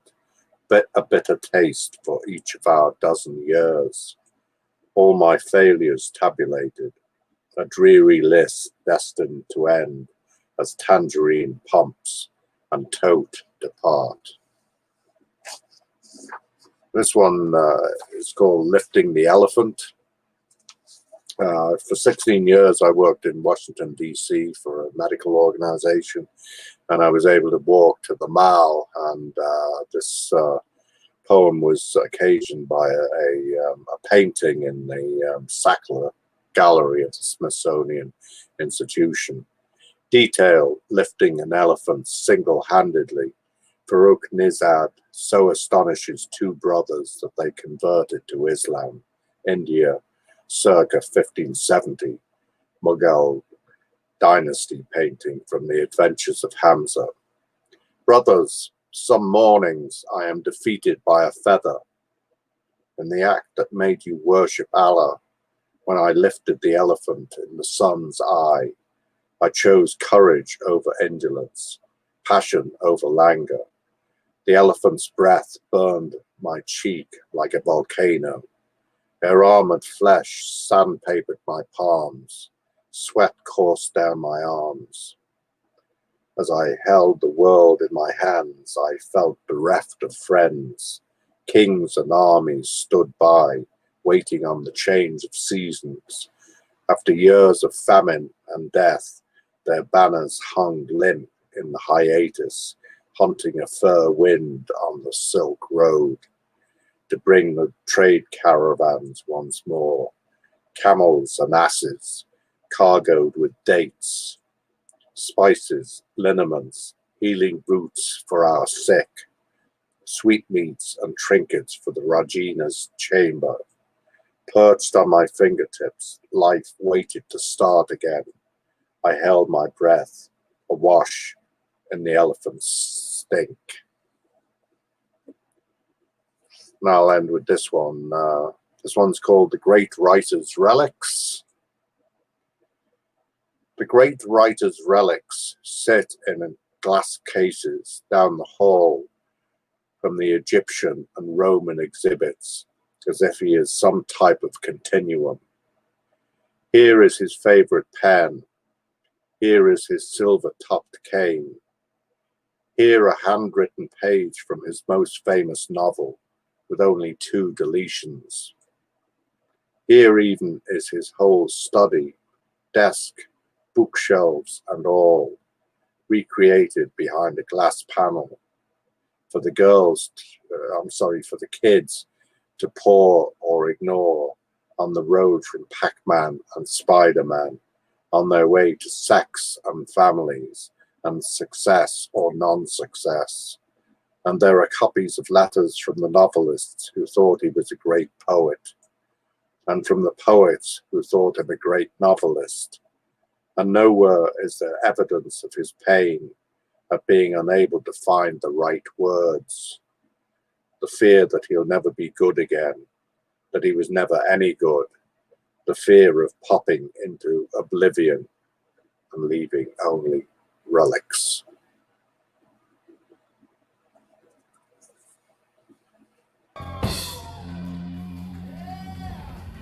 All right. Thank you, Christopher.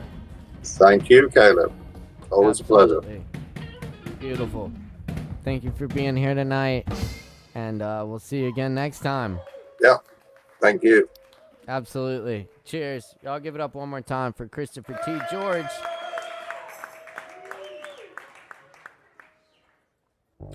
And you're tuned in to Poetry Open Mic Asheville. My name is Caleb Beissert. It's a pleasure to be your host.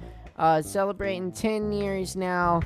And it's been an awesome open mic tonight. And we got some more coming at you. So y'all stay tuned. Yes, indeed. Cool. Oh, yes. There's a few comments here for Christopher. Thank you, Christopher. Yes, indeed. All right. Cool. We got Aline coming at you next, and then Justin, and then we got a couple other people for you. If you're performing tonight, make sure to follow that StreamYard link, enter the broadcast studio so we know you're ready to go, and we'll get you on here as soon as possible. Cool. Thank you very much, y'all. Very good. Let's see if we can beam in Eileen. Very good. Y'all gotta make some noise though. Give it up.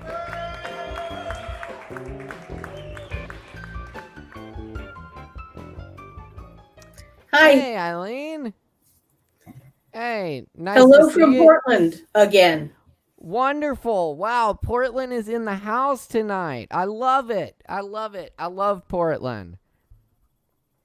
Yeah, Asheville's always competing with Portland for Beer City, USA. Whatever that means. But, hey, I love Portland, and y'all got some awesome poets there. I'm so glad you could be here tonight. Thank you for joining us. You doing all right tonight? Oh yeah, I'm doing fine. Very good. Wonderful. Tomorrow I'll be running an open mic writing group. We went online. We met in person until COVID, and now we're online. Right. Oh, cool. All right. Very good. I love how people are keeping the writing groups and the just everything going in the online realms now. You know, we have to adapt, and it's great to see people doing that. So thank you for being part of this tonight. You have some poems or some writings? I do. Awesome. I have an older piece in two parts, and then I've got two newer pieces. This is the older piece. One. All right. Across miles, time. This globe spins in quiet darkness while all the world round filaments flash. Gossamer delicate circumnavigation, engaging pole to pole, point to point. Across ideas and all this water, connections are made, Occident and Orient, on meridian thoughts finer than hair, swift as northern light. Consciousness illuminated filters even through stone, carries within each synapse the possibility of universal. The smallest of notions thread the miles like charms on a chain or equatorial reminders carried in a pocket. The language of magic exists in this world before dawn, when light hunches in on itself, holding its breath.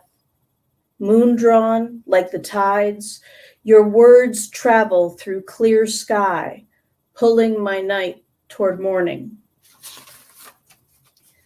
2, past the breakers.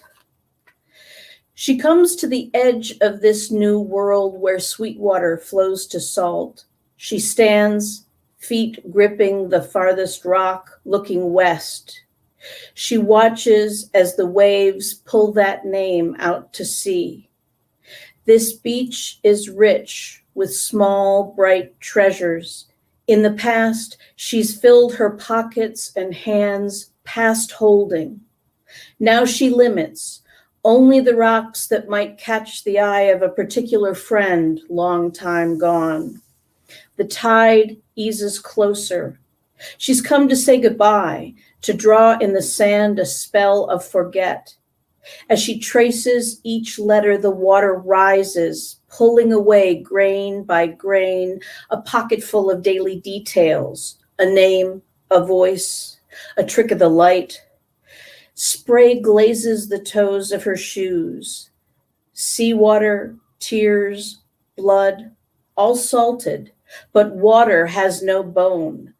Blood carries within each cell a skeleton of rusted iron. Water forgives, blood remembers.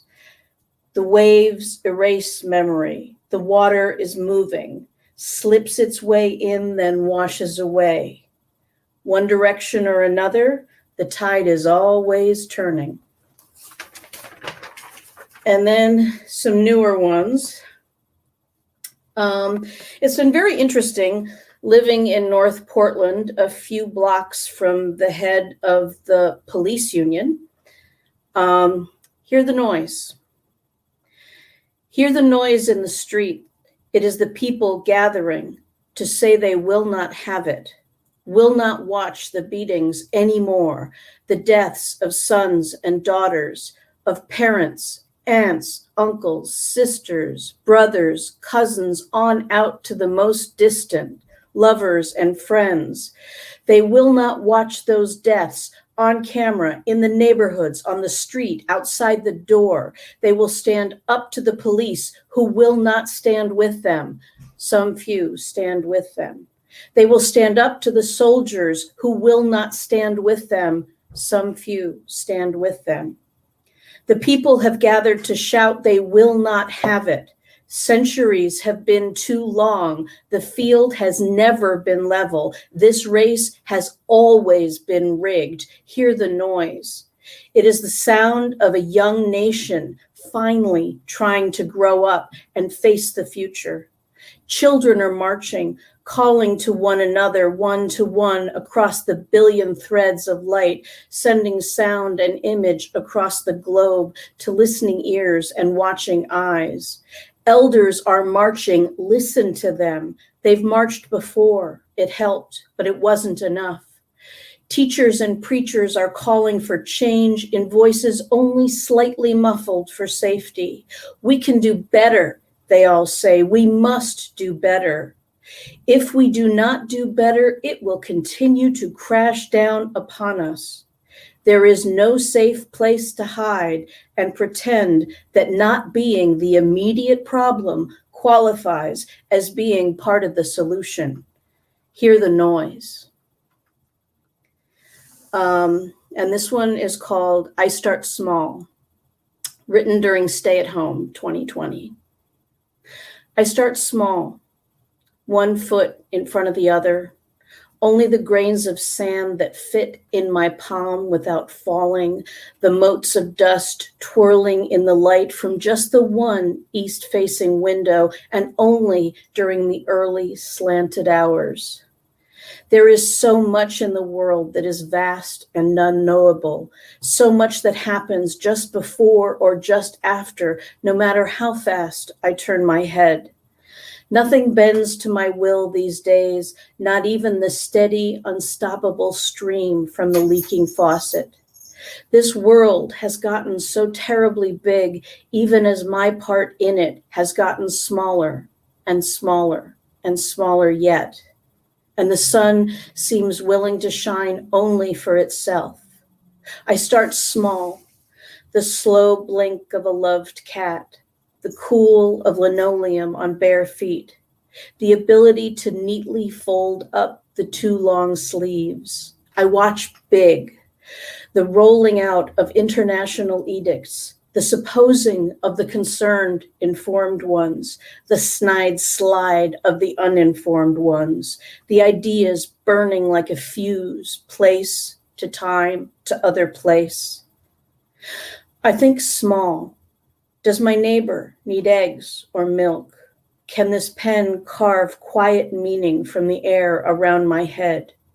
Do my students have a place to sleep tonight?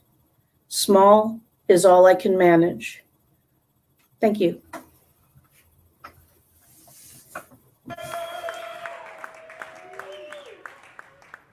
Thank you, Eileen. Beautiful work. Thanks. Just stunning. Thank you. Thank you so much for joining us tonight and sharing that. And I love those really reflective pandemic, isolation poems, and really all of it. So thank you for being here. I do hope you can come back and join us again. Yeah. Awesome. I would like to very much. Thanks.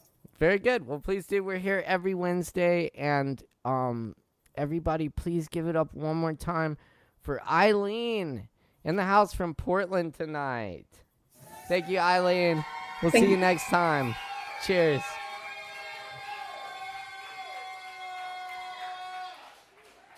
Very good. We are rocking and rolling here on Poetry Open Mic Asheville. My name is Caleb Beissert. It's so great to be your host. We're celebrating 10 years this month. And we're happy to be bringing Asheville all over the world now and letting everyone else jump in and perform too. It is fantastic. Our next performer is another longtime Asheville poet who's been really supportive of everything I do, and I can't thank this guy enough. It's so good to see him in the house tonight. I want everybody out there to jump up and down and make a whole bunch of noise for the one and only Justin Evans.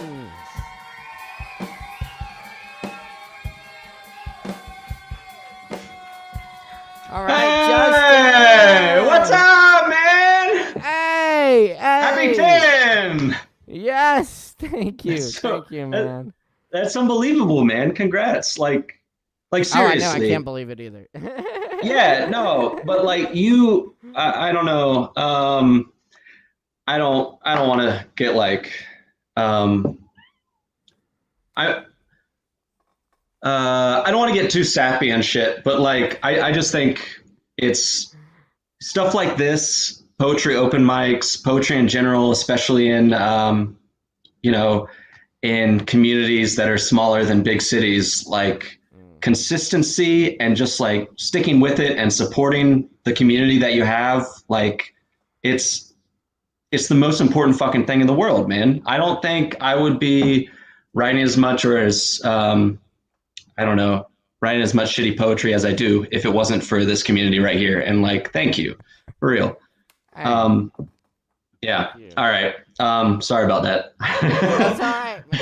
Hey, I've been drinking and watching y'all and, thinking about the election. Man, I love you too, man. Oh, I didn't say I loved you, but, but I do. My cat's attacking me right now. He's going to jump up pretty soon. Oh, good. Yeah. The cat's here tonight, too. That's yeah, awesome. he's got to give a guest appearance, sure, by scratching up my face. Of course, yeah. Spotlight hog. That's right. He can't stand this as soon as I start talking. No, but thank you for saying that and pointing that out, because these things are important, and it's easy for me, like number one of anyone, to take it for granted and easy to do that, and I think for sure, and you get those rare moments like Mike Cook passing through, where it's like, oh shit, this does mean a lot, like something in the right setting, like You Yeah. never know what that little bit of time on stage means to somebody. So Oh God, yeah. And it's hard to make. Like it's hard to create. Like it's hard to create things like this where people have the opportunity to do this kind of stuff. yeah, Yeah. And have a good audience. And Yeah. yeah, absolutely. Well, dude, thank you for being part of it. I love all the shit we've gotten into, like poetry wise, over the years. Actually, Justin and I were hanging out with our featured poet tonight in San Antonio right before the whole world shut down. Yeah. Just when everybody thought everybody was crazy for worrying about it. Yeah, and well, Shit. here we are. But Yeah. but yeah, we did get to do an awesome poetry reading in Josh Gaines's hotel room. No, that was great. Earlier Yeah. this year. I had a lot of fun there with you. No, that was really nice. I didn't realize Josh was the feature tonight. I'm not on Facebook, so I don't know what's going on really. Yeah, and then I log in and I see his face. That was wild. Yeah. Well, that's perfect. I'm glad you came through tonight. Yeah. Yeah. So if you're watching right now, Josh, great reading, and thanks for the hotel reading in AWP. Absolutely. Mhm. Good times. Yeah. Well, cool, man. I know you got some poems for us tonight. What you working with? Oh man, same old shit. I actually brought another one of the Heracles poems, and it's one that like I've really been struggling with for a while. And yeah, so I thought actually reading it in front of people would force me to really make the changes that it needs. It's got a bunch of voices. Yeah, no, absolutely, man. And especially when we were doing it like in person, when I could really like get a feel for the crowd, now there's just a little bit of a delay, but it's always been kind of like a weekly spot for me to come work out new shit. Oh God, yeah. I don't really hear a poem until I read it in front of people. I mean, I read out loud to myself at home all the time, trying to work out lines and stuff. Mm-hmm. As soon as you read it in front of even one other person, it suddenly sounds different, right? Like, oh God, yeah. No, all the problems just immediately become highlighted. I know, it's fine. Yeah. it like gains a weight when you do that kind of thing. It's like I don't know. It's really reading out and doing open mics and stuff like that has really become a part of my writing process. I don't know how people do it without it, honestly. Right. Like, I mean, for me, like the process of figuring out how to read it is like the process of what the fuck it is. Like, yeah. Sorry about I don't know how curse words are on these things. I think we're totally cool with the cuss words as long as we don't promote tobacco or alcohol. Oh, great. Yeah. No, don't do drugs. Yeah. Okay, cool. Yeah. So I'm doing the teaching on WebEx, and like, I feel like I always have to watch myself, and I end up saying things like crap and dang. And I think my students think that I'm a big nerd. Not that I'm not, but it makes me look like it. I love it. And then I'm like, I'm sorry, guys. I'm just trying not to curse. And then I sound like Mike Pence or something. It's real bad. Oh, I love it. I love Mm-hmm. it. Yeah. Thanks for being here tonight. This is going great so far compared to last week. I feel like we just talked over each other the whole time or something. Yeah, I don't know what that was about. I mean, I feel like if there was some decent moderation, that would have been a lot easier. Man, but goddamn, I mean, I just wish Justin Blackburn would not make everything about politics. Like, you don't have to take real life and then try to shove it down people's throats. And like the Proud Boys, they're not really white supremacists, and Proud Boys, the gay people, right? You're talking about. Is that what I'm saying? Yeah. Gay men kissing Proud Boys. I like Proud Boys. No, I love it.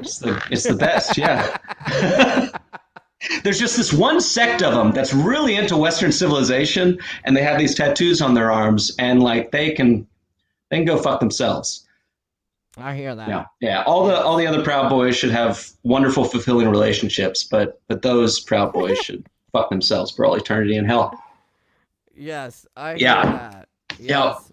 Black Lives Matter. Fuck yeah, Black Lives Matter. Oh yeah. Yeah, I know we got to keep moving and stuff, but I just want to point out that I looked at Instagram for a second, and apparently during the debate, a fly was landed in Mike Pence, white hair, and stayed there for a really long time. And Really? everybody is just taking so much joy in calling him a piece of shit right now. And That's the big takeaway from this one. that's all I heard about. I don't know. Yeah, last week it was the world is ending. A fly landed on him. Well, I feel like it's like the bizarro version of Bernie Sanders' bird. It's like, Oh yeah. yeah, remember that little finch landed on his podium? That was incredible though. Yeah. Oh, it was beautiful. It was miraculous. And then it's a fly this time. How appropriate. I love it. I think so. I don't know. I just think that maybe he's dead. They're just like puppeting under there. I don't know. Okay. Anyway. Who would know? Yeah, nobody would find out. I think they're all dead right now. I mean, yeah. Anyway, yeah, I don't know. But it's great to see you, man. Thanks for letting me talk to a person. I hate this. I feel like I'm grounded. Oh, God damn it. Well, I love you, man. I'm glad you're here tonight. And yeah, I'm gonna turn it over to you and cool, man. Share some poems, man. Do your thing. We got time. Awesome. And, yeah. Thanks, man. Thank you, man. Love you. Justin. Love you too, man. Justin Evans. Give it up.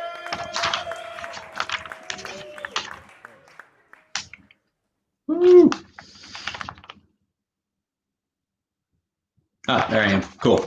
I don't know if anybody's talked about it yet. I've missed some of these, but like at the end of some of the cheers, somebody screams, "Take off your sock," and like that's awesome. That's real good. Okay, so this is from a series of poems following the labors of Heracles. Driven insane by Hera, murders his entire family, wants to kill himself, but somebody convinces him not to, and he ends up having to do these 12 impossible tasks. Number 2 is the Lernaean Hydra, who's the one, the snaky thing, and cut off its head and bunch sprout up. Anyway, that's where we're at. This is labor number 2, the Lernaean Hydra, and I'm going to take these off because it makes my voice sound too weird to me, and my cat's attacking me again. He'll make an appearance. Labor 2, the Lernaean Hydra.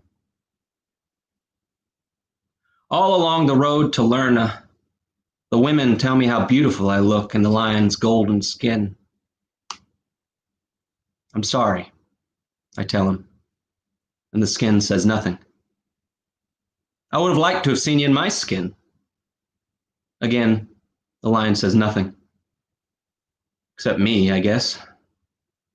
My face is framed in his open mouth, breathing his musky gums in the floral air. Full and taut. A knot, a long weave of water fraying down the curve of the morning. I'm on the way to the bottomless lake of Lerna, where the shepherd Persephone showed the twice-born Dionysus a spring, the night blue eye of that green mirror, where he could enter the rich body of the earth and save his mother who died, burning all around him. I'm of mankind, I think, and I've taken a step outside of my sin. Eurystheus wants me to die, and so do I. But this road goes to Lerna, where I'll kill the daughter of Typhon, the lonely son of the pit, and the gentle son of Gaia, who with 1,000 heads on 1,000 necks and 1,000 soft lips wooed Echidna, licked the bitter gore from her earlobes and lay with her in the hollow rooms of the earth. Lion, I say, it feels good here in your skin. I feel dangerous and sweet in your armored fur and your dead mouth. And you, Hydra, come whisper to me. I'll pluck you from your knots on my way back to life. See the skin of your brother hanging from my shoulders. See my face staring from your brother's throat. See me from the eyes in each of you. Each world you see speaks and feels, and your heart's strength spreads thin. And how many heads can one collar hold? How many voices from one wide chest? Your heart, their seed and hub, each neck a spoke spinning its distant worlds into one, each dreaming planet life Like a life lays claim to its ground, bites and sings, toothed liver sea urchin beating like a fire, conical light converge on a socketless drum, the weightless knives of glaciers balancing their points on a single red tidal bead. Me? I'm a satellite of myself, one head of the Hydra professed. The material of those self, said another. One world buoyed through a sea of hungry bearings like a constellation reversed. From my tree, my dreaming willow, my fruit with their sweet red teeth, and I stand in the shadow of its worming branches, dressed in the skin of the murdered lion. I am not the murderer who lives in me. I am not the cloud of death. But where could the body's border end? And what Greek has been planted in my little brother? Whose flowery beard pours like ivy from his mouth? I know you, Heracles, great bastard of the gods. I know you, mad bastard of the gods. Who is this cat man, this sweaty eclair? I know him. It's Murder Man, great mad dog of the bastards. Some great weed from hell, anal dream corrupt from mold's air-light roots. It's easy to cut its head from its necks, but that only makes the monster more convoluted. He touched me. That Hannibal Frankenstein, he smears me apart. That one that scare our poor Eurystheus, madman, he hid in a jar from those cat-road muscles. He's an ugly boy with that knife-red mouth of his. And where's the body's border end? You shovel my necks like we're apart. I never even seen you outside of my eyes. Lovely brother, haven't you kissed me instead? Am I reigning or shed of my minds? And the hagfish gets tight around my armpit. Things should only happen once, not like this. If my children were so hard to kill, would they have lived to carry life after mine? I'm so sweet to split, you habit me in two. Make me feel like weather or splinters, drowsy in my bed shoulder, weighing down the world. Ain't everything happened at once already? Ain't the scab get picked from the tree? The leech smothered, the hoodie smoked in blood, radio burning with mysteries, word forget themselves and glaze hate with music, drag the mind behind the body, habit, nightmare amalgamate, Christ nailed to the children, mankind hot for death, for fear of shame. My sister told me, blushing, how the twice-born Dionysus promised his body to the shepherd Persimnus in exchange for the location of the bottomless spring of Lerna. She told me, blushing, how when Dionysus returned, Persimnus had died before he could be repaid, so the god fucked himself over his grave. My bare feet chew through the gray mud of the lake's bank. I slice, and each head replaces and speaks, multiplied. Come cut off our hearts, brother. Sweet honey dove, sick son of hell, burn me down and bury me. Come love us, follow me through death's warm mouth. Oh, lay us down in thunder, poor crying mud. Come wear the dark of my drowning glass. Don't it make you feel strong? That spring of distant gore, that levee torn through the television? A race with us. You open me, you slide my mind, you coal me of love, trim my world to water. We're rotting down the suburbs. We've hidden ourselves so artfully only you can see. We wait with our teeth, we mad rots, feed dark water stars, panoptical visions, mirrored on the violent river. His breath twists my gut. My hagfish squeals and shivers through my chest. I trip over the monster's heads, crackling with happy vermin. Piles rolled, collapsed, and the lake's bank, blue with its blood, turns my soles of my feet to blisters. Gold-grieving calf, what good are the babies to anyone? How far can the earth throw a bird into the air before it saws through the worm's polished cabinets? I'm so exhausted by the miracles in my living room, so exhausted by my darling's ruin, putting my hands through the television to pet heads of the dead that lie on the dusty ground in unseeable shapes. The nation mines the womb like a hammer drill, hiding the coal ash like catfish mothers in the riverbank holes. I think I will first ask for the life of the man before I take its life. What makes it? The body's no value. It's muck you could leave in the road. It's shady piles of lost eyes. But the life you take can be milked and milked and milked. Snowy with gypsum and soft to creek-fed silk. Teach the babies to drop fire like Zeus into the open legs of Danae, into the jungle crawling with hope. Crowd of cucumbers crawling across the moon. Hairy open mouth of Hephaestus. Teeth around the baby. Cut yourself above the baby. Put your teeth around the baby. Put your teeth around the baby. And I dream the necks tangle themselves into a breathless knot. But there is no longer a world. So that's that one. Longer than I expected, so I'm just going to read one more. So along with these Heracles poems, been writing some mythological figures from that myth and comparing them to some historical figures and some war criminals and shit like that. This one is Eurystheus as Donald Rumsfeld.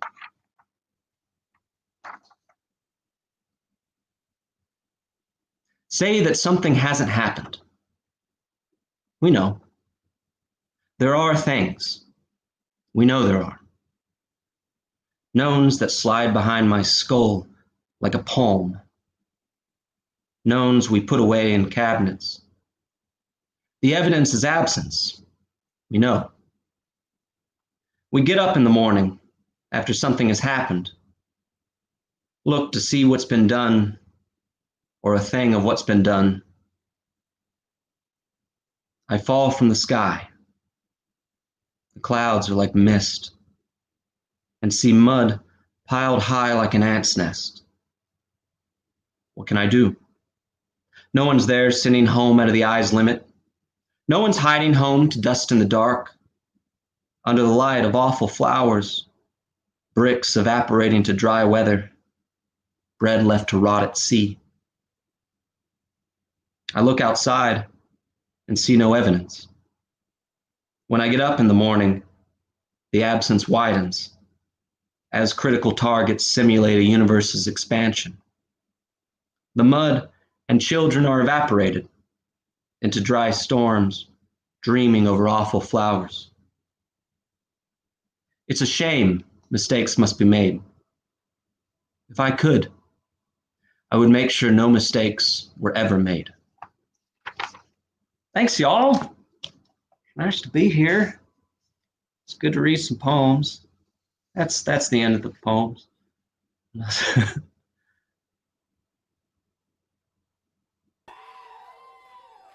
Whoa! There it is. Take off your socks. Yeah. Yeah.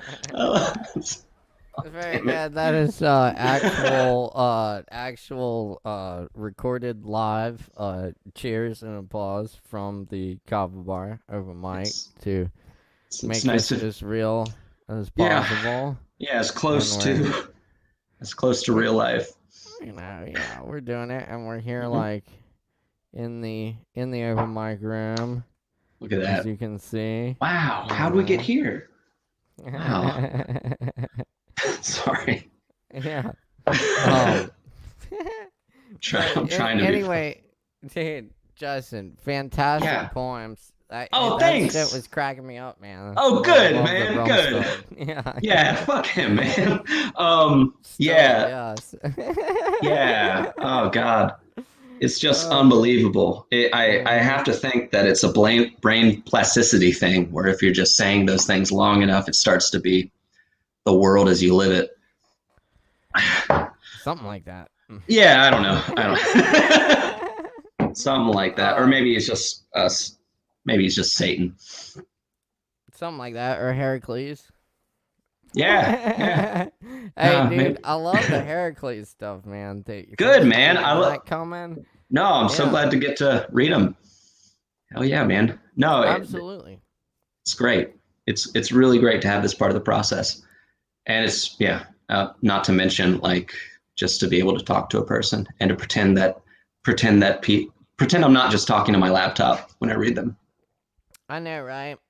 I miss you, buddy. And miss you too, man. Yeah, I look forward to getting together in person Yeah. soon. When this is over, let's get everybody and get real drunk or Let's something like that. Yeah. Have drank a lot of water. Oh Sorry, yeah, Morgan. Oh, we'll be drinking a lot of water. That's Yeah. Sure. That's right. Really looking forward to it, man. Thanks for having me on as always. Absolutely. Thank you, Justin, and please do come back whenever you can make it. It's always great absolutely, having you man. here. So good to be here. All right, man. All right. I'll be watching.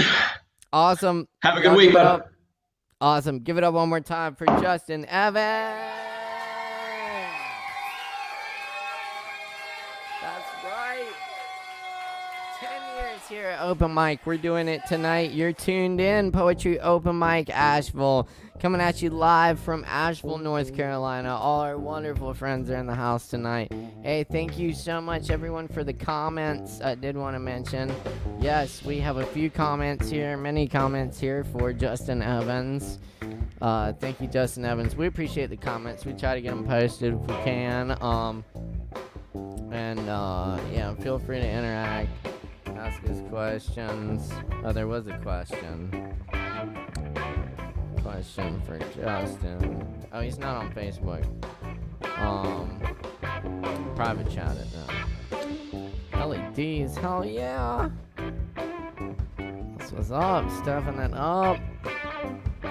Is it a circle light? We got the old school clamp lights in the house here. Keeping it warm, you know.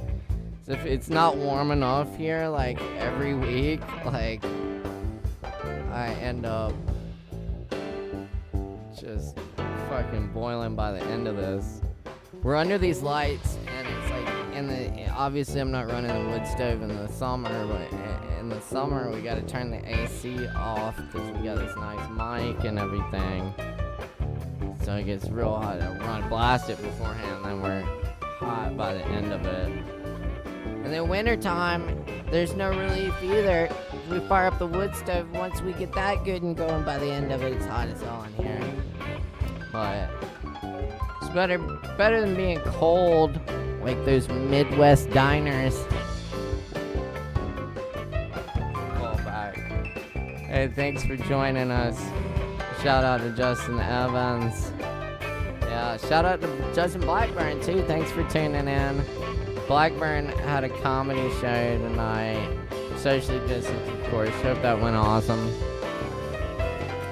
Reminding y'all to get out and vote as well. Early voting starts soon. Our poet tonight, we're donating funds to Mayor Davis tonight.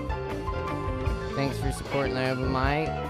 And thanks to Thanks to Sovereign Kava, our sponsor. We really appreciate it. If you're performing tonight and you're hopping through the Asheville area, you do have a free double shot waiting for you at the Kava bar, so be sure and pick that up.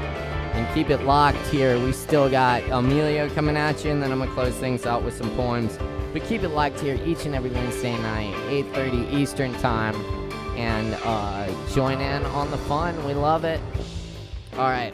Let's see if we can beam in Emilio Maldonado all the way from Humboldt Park in Chicago tonight. Y'all are going to have to make a bunch of noise for this one, though. You know what to do wherever you're at. If you're at home or in your car or out in public somewhere. Are you still standing outside the Kava bar? I mean, they've been closed for like a while now. But anyway, if you're out there, we love you. And jump up and down. Make a whole bunch of noise for Emilio Maldonado!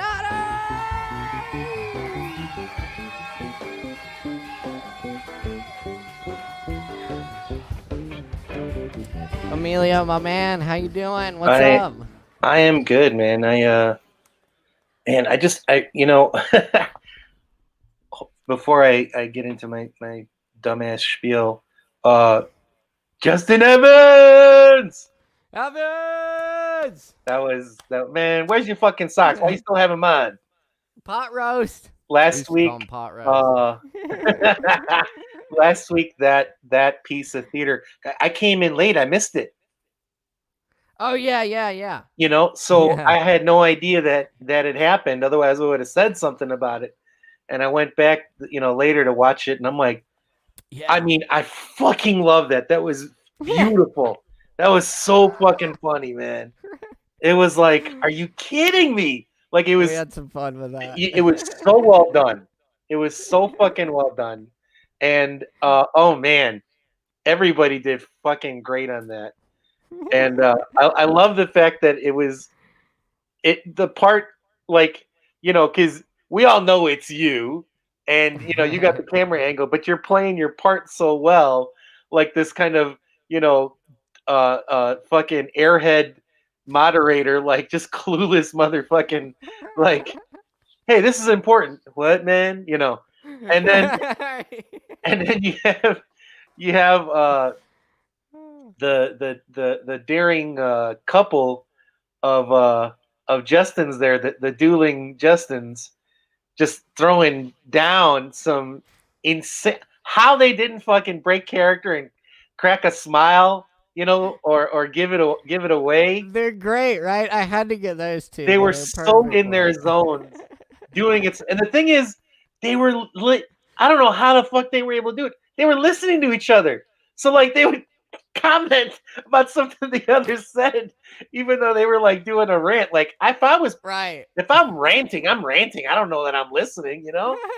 So it was so good, and then how just you kept on moderating it. I'm trying to.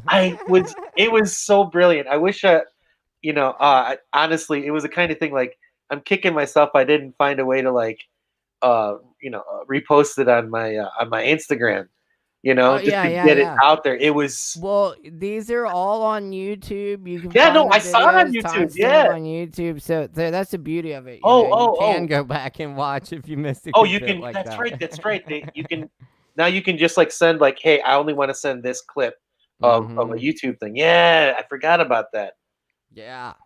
Oh man, so many people would appreciate that, and so many people. It's great that you had this Portland throwdown, right? And I just gotta say, there was a Chicago connection there as well tonight. I know. Pretty much like most of those people used to live in Chicago. Yeah, a lot of right. Yeah, and that's how Jay I know was right you. after Josh. Yeah, Jay was right after Josh, and he was a weed. Right. And then there was like this other deep Chicago, like deep cut Chicago connection. It was the Weeds connection, which was the poetry bar that I started out at. Big shout out to Weeds. Hell yeah. I mean, I've never been there, but I've only heard about the legendary open mic at Weeds. Yeah. Which went for how long? I believe it was 33 years. 33 fucking years. I mean, we're celebrating 10 tonight. That's like nothing. Next to the legendary with only two hosts. And the first one, that's crazy. Wait, the first one lasted like 6 months.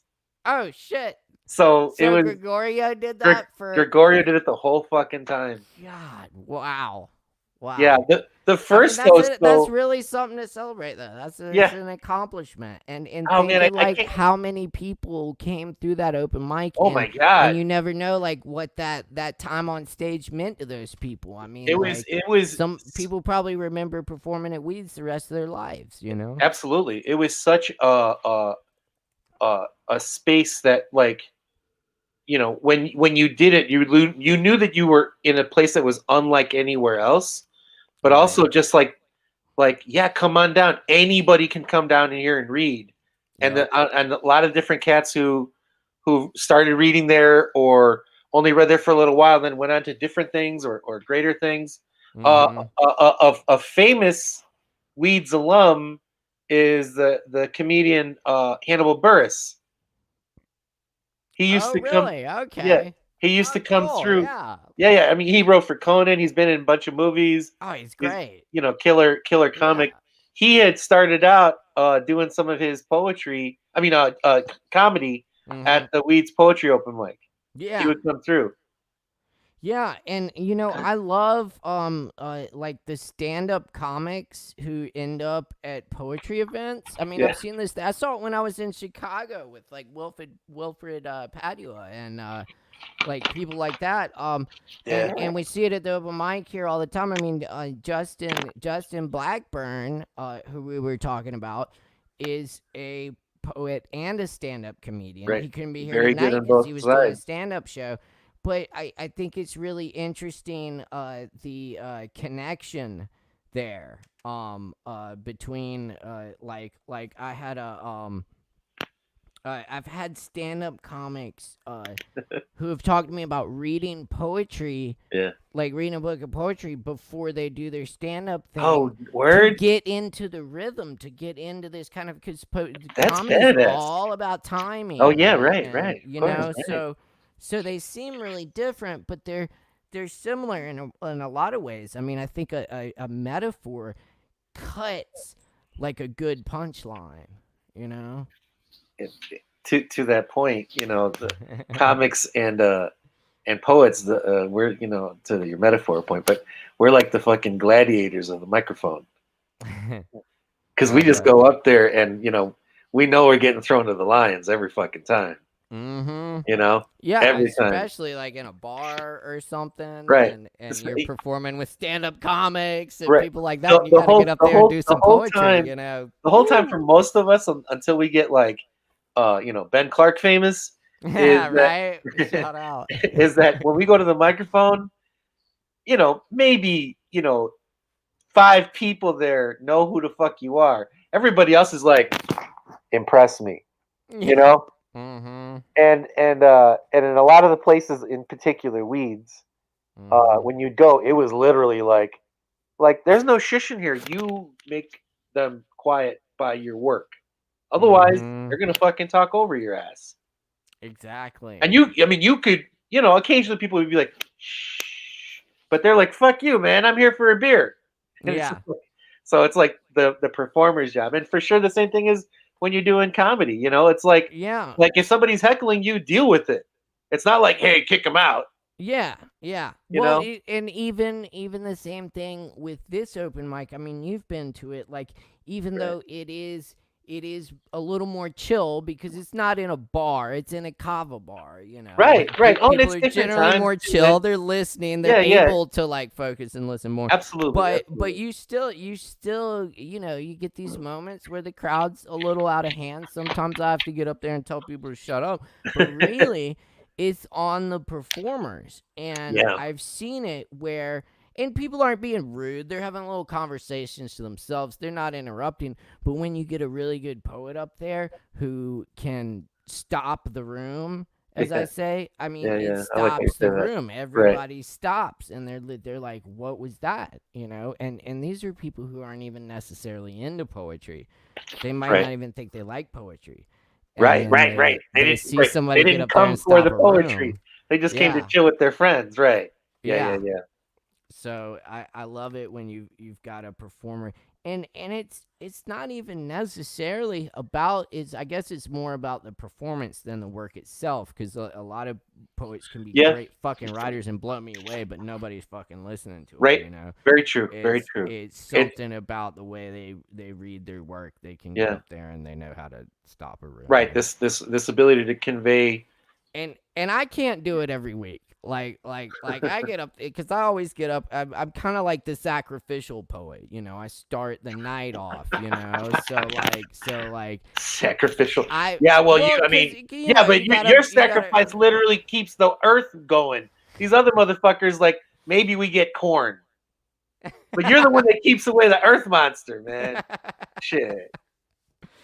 Well, still, you know, not everyone always listens, but so especially if you're like first on the mic or something, you got to get up there and put some work in, get that room focused, you know? Yeah. But yeah, you might you should, you know, it's almost like it doesn't matter if it's like, you know, a college library open mic, or, you know, like a big club open mic. You need to have like one person that's going to go up there and like fucking just tap dance or something. Like, everyone's got to hire a tap dancer. Like, you start the damn show. Okay. Yeah. All right, now I'm going to go. Because who's going to be like, boo, we hate tap dance. Like, everybody loves tap dance. So you get something there like, you know, doing the Well, yeah, I mean, there are those moments where That like you gets kind of everybody there, and then you can go you number lose one. the room a little bit, and then Yeah. you're like, oh shit, I got to throw so and so up there next to really, let's Oh get this yeah. back. Oh my God, yeah. Gregorio was the best at that. At the old Right. weeds, it didn't matter what order you signed your name. He was doing. He always referred to it as a show. Yeah, So he would reorganize people, that's put them in certain exactly. orders. That's the point, though, is to think of it as a show. An open mic is still a show. You're still performing for people. There's still Right. people in that bar that came in there. They don't want to be tortured. You know, Right. they Right. they're it's the entertainment for the night. So it better Exactly. be a Exactly. show, you know. Exactly. If you wanna earn your spot on the show, you know how to stop a room. You know, you might get up earlier that night. You know, you might you know, if Most places have the list with numbers, so you know when you're going, and it's like, man, fuck that shit. we do that, but sometimes the numbers change around a Well, little right. bit according to how Well, the yeah. show's going. I mean, I hear that. I shouldn't shit on it I'm because the it's host. for a lot of good reasons. Well, yeah, it's like, well, no, you're still number 7, but I'm counting Still it number different 7, tonight. but yeah, it's number. This We're guy's at number 9 6, now. and we got a few. Yeah, we got a few more. Yeah. We're at 9 now. So, But no, I mean there's a kind of a balance of like really trying to encourage everyone and give them that spot, give them those minutes on the stage, but like keep the show going.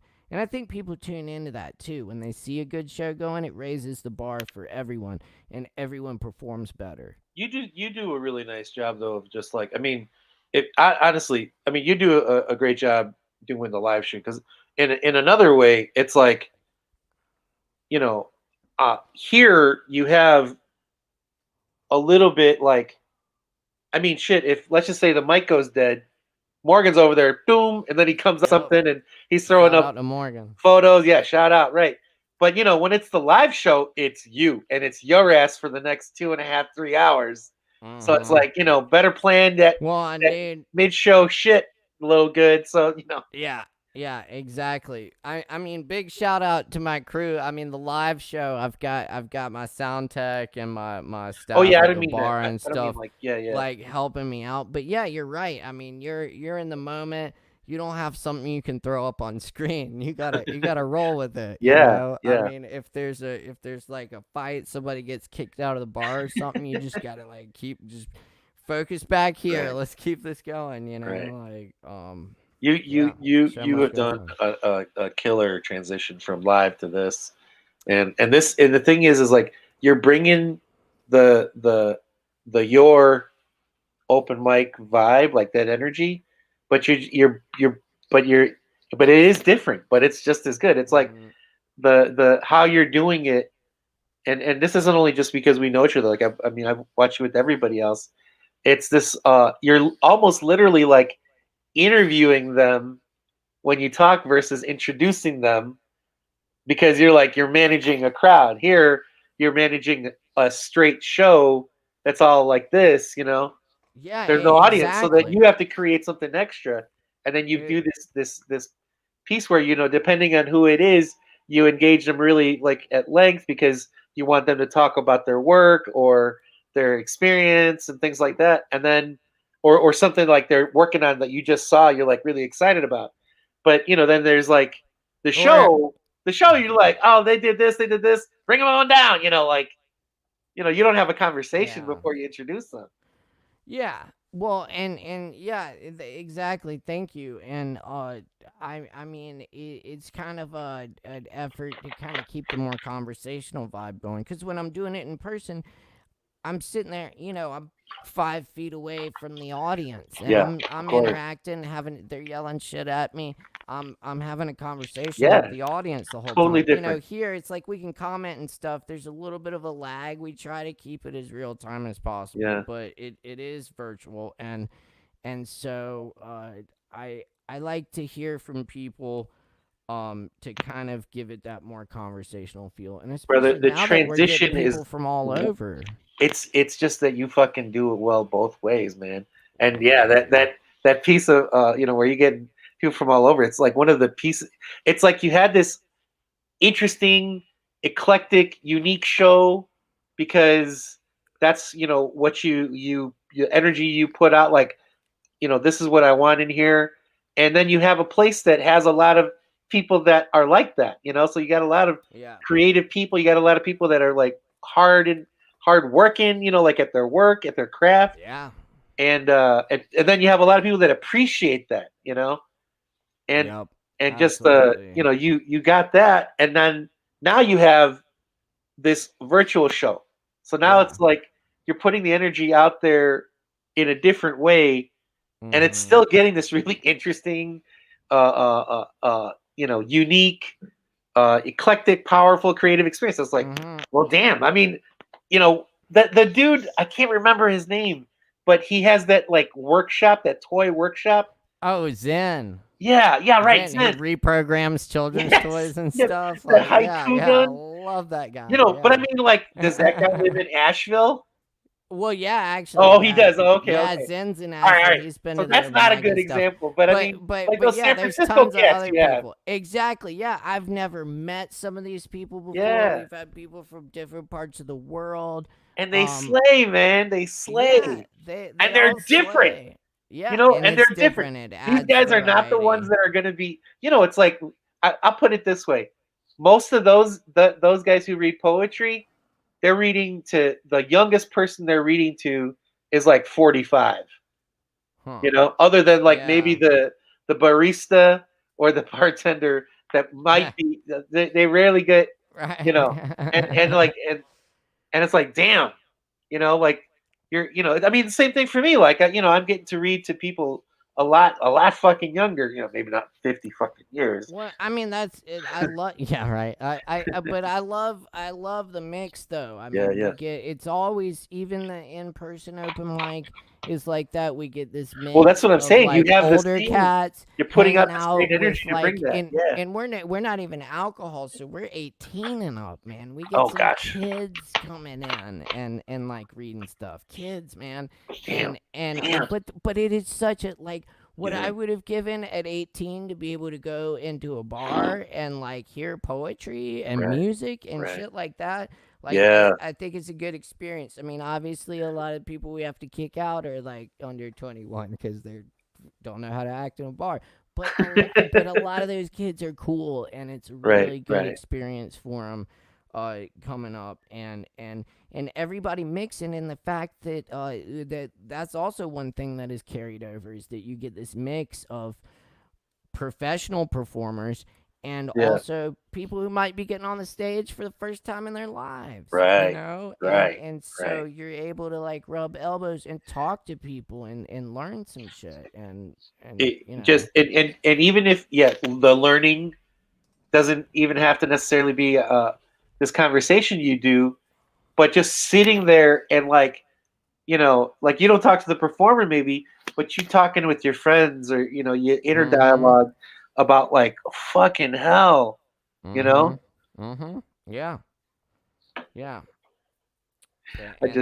Those are, man, that's what it's all about, like coming together, and that's why that community experience that I know like writers are known for being reclusive, but I think there's also a part of every writer that needs that community, that connection, that hell yeah, just being able to go out and just talk about some other shit that you hear with other people. Right. Especially for those of us who when we go, we don't consider ourselves writers, but we need to write. So then it's just like, okay, I'm having conversations that are all about my writing right now, that have nothing to do with like what I do, how much I make, that kind of stuff. So 10 years, congratulations. Are you laughing? Are you laughing at a message that Josh sent you? Yeah. Why? I think I got the same message. Well, Josh is still here. Josh was our feature poet tonight, and I think he really wants to hear you read some poems. 10 years. You ever 10 see? Motherfucking years. Did you ever see Gross Point Blank? There's it's this John Cusack movie where he's a hitman who graduates high school, and then goes on to join the army, becomes an assassin, comes back for his 10-year reunion, and one of his friends, but he like dipped out. He didn't even go to prom, graduation. He just disappeared. So then he doesn't show up back home for 10 years. So his best friend comes up and grabs him. He's like talking to him, and then he just like grabs him by the jacket. He's like, 10 years, man, 10. So that's for you. That's great. Now I get the reference. I know. I had to throw one more in there. I'm gonna turn it over to you, man. I'm gonna let you go, man, with the poetry. Here we go. Man, far away, Emilio. It's always good to hear the poems from you, brother. Thank you for being here. Thank you to everybody who performed. Big hugs. What a heavyweight set, man, tonight, everybody. That was a good one. I couldn't ask for a better one. Yeah. Everybody jump up and down and put your hands together for Emilio Maldonado. Give it up.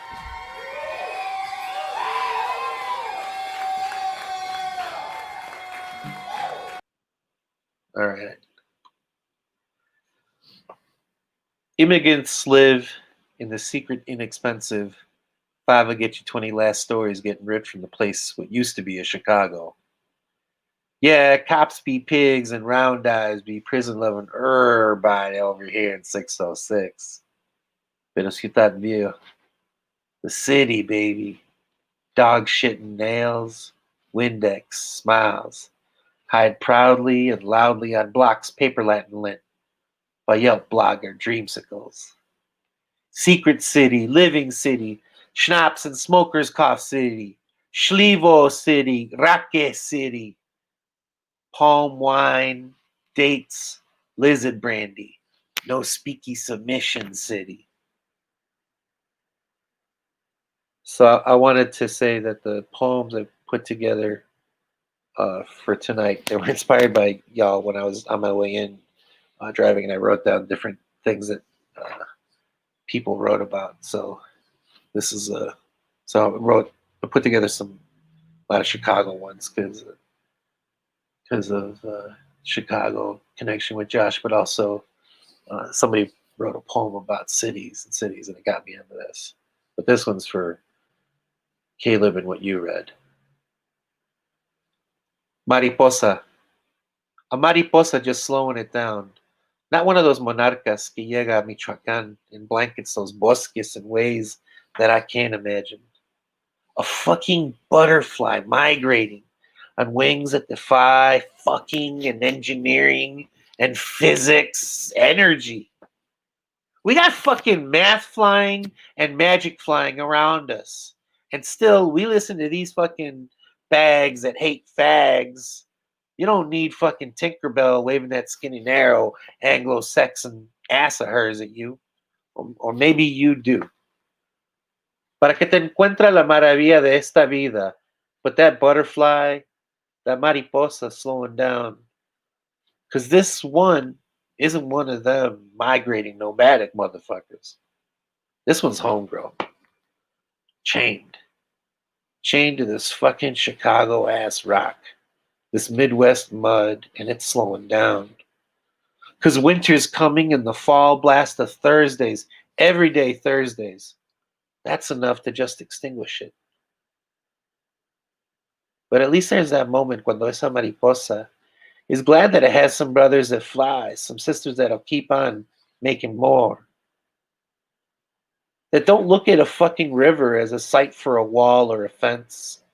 That steer clear of them fucking Minuteman marauding deserts. That's for somebody else. Just try to stay where it's green, man. And people didn't fuck it up yet that much. Gotta find that big forested nightclub. We can't always be in the club. And not everybody gets to be happy.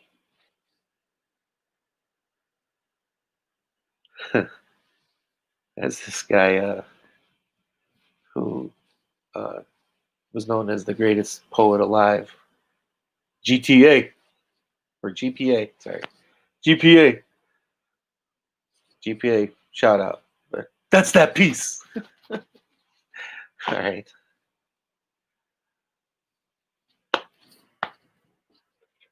Mujer de la piel morena, dame un trago de café.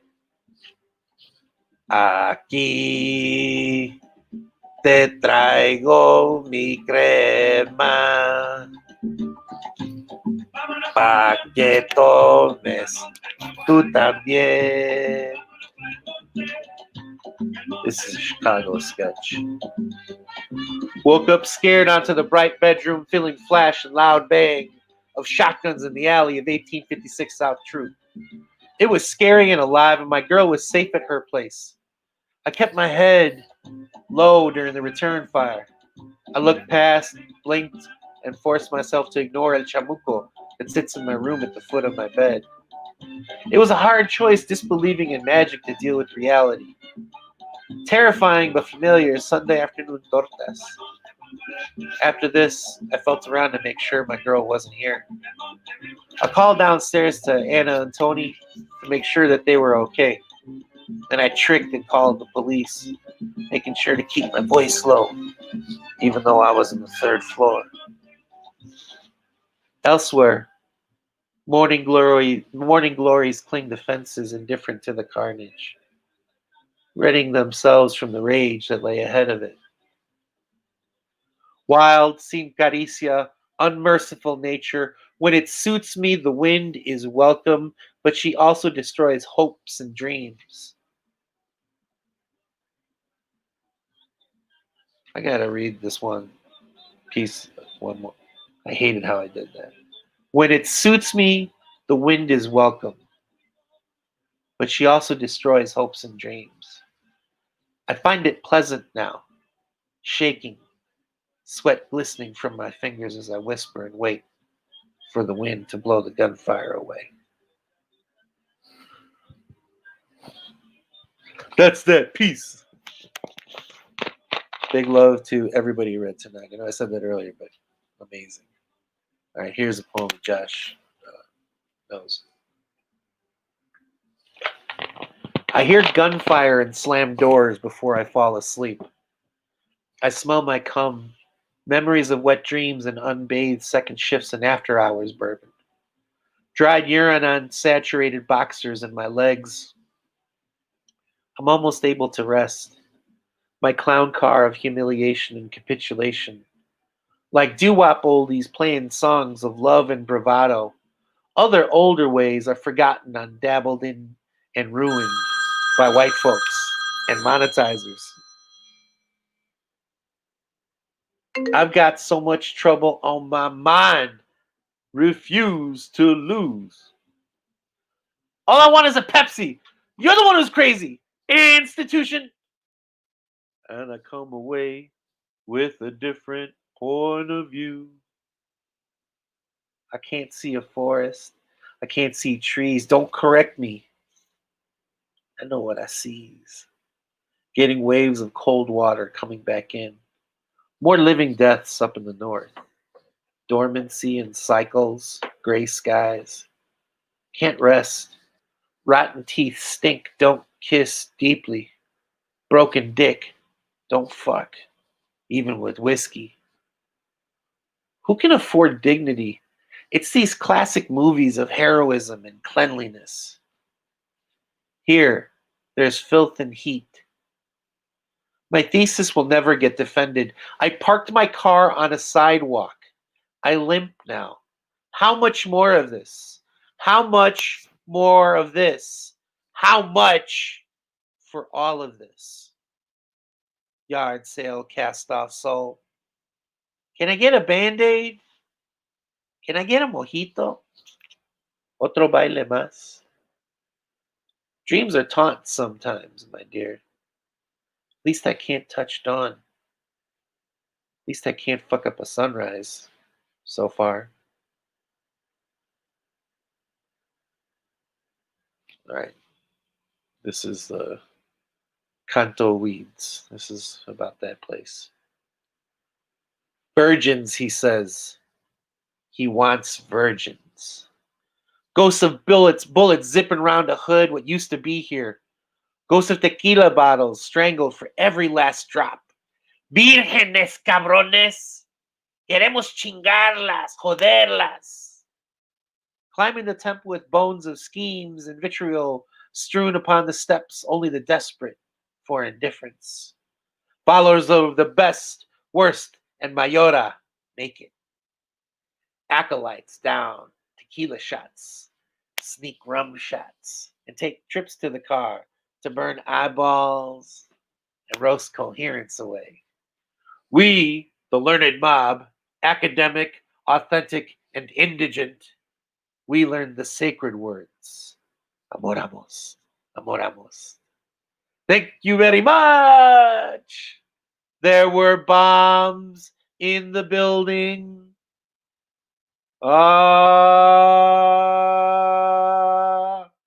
Man. And we fuck 'em up. Cheap beers, Mexican blanket covered bar, a sweet smelly memory.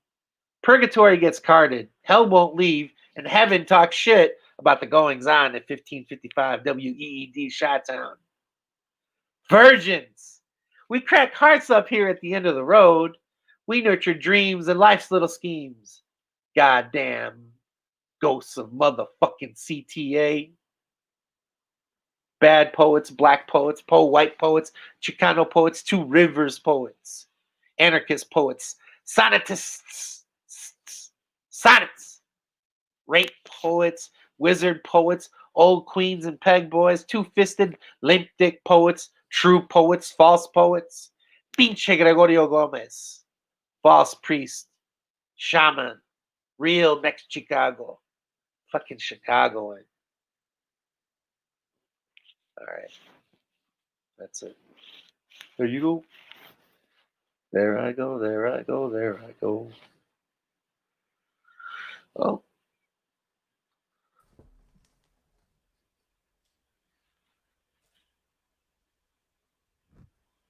Yes, indeed.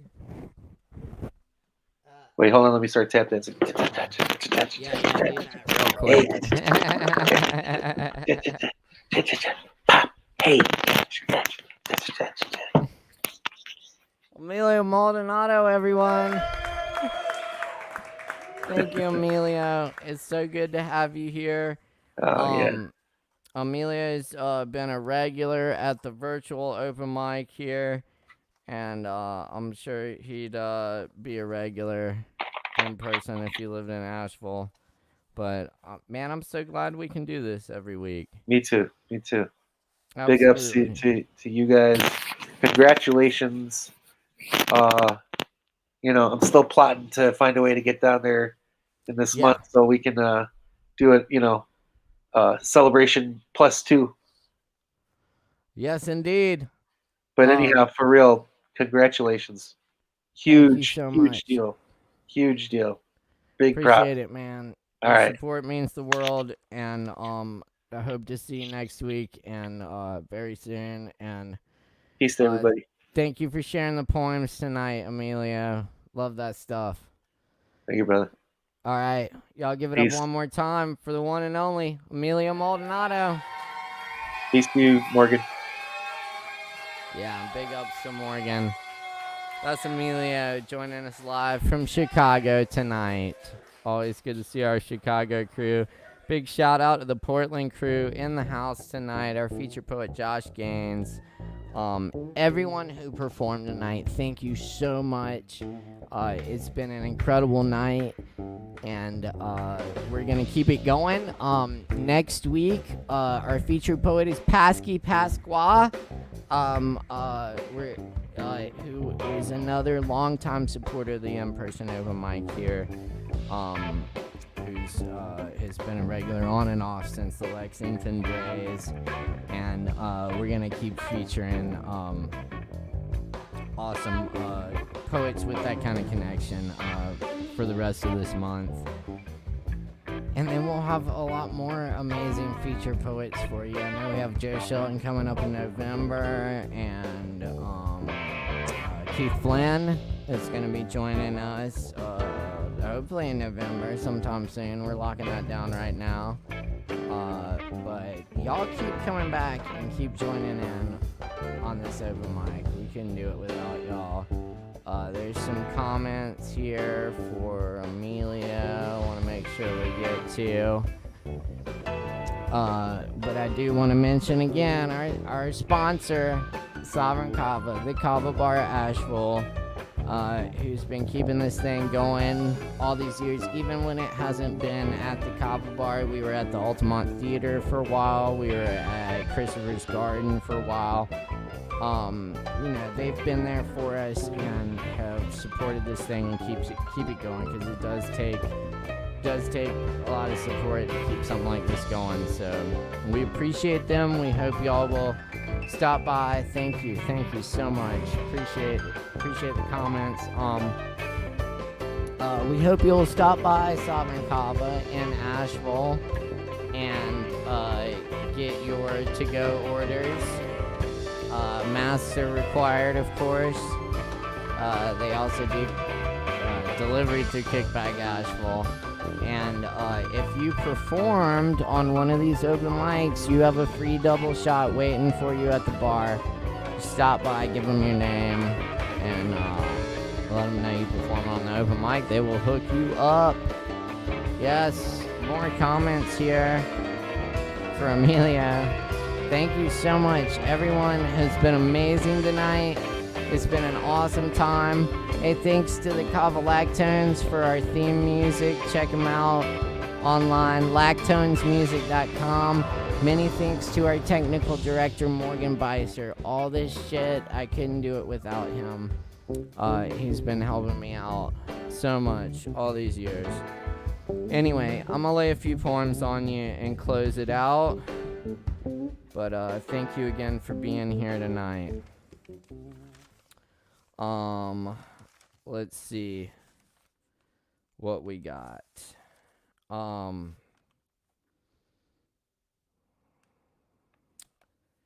Yes, indeed, we got that. All right. This one's called Johnson's Small Fruit Farm. The old man at Hump Mountain said Mr. Johnson passed away last night. He'd been sick for a while. Miss Johnson says she's done with the farm. I remember picking raspberries the size of strawberries, buckets full of blueberries, crisp apples that snapped when you bit into them. They didn't grow watermelons. No jackfruits hang in that mountain orchard. No cantaloupes.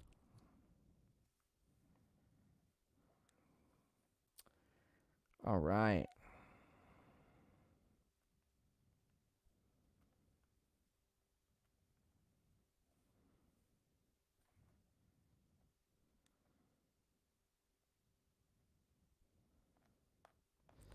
Very good. All right. Okay. This is the one I tried to read earlier, but I had way old drafts, so I'm going to try this again. I think this is the most current draft.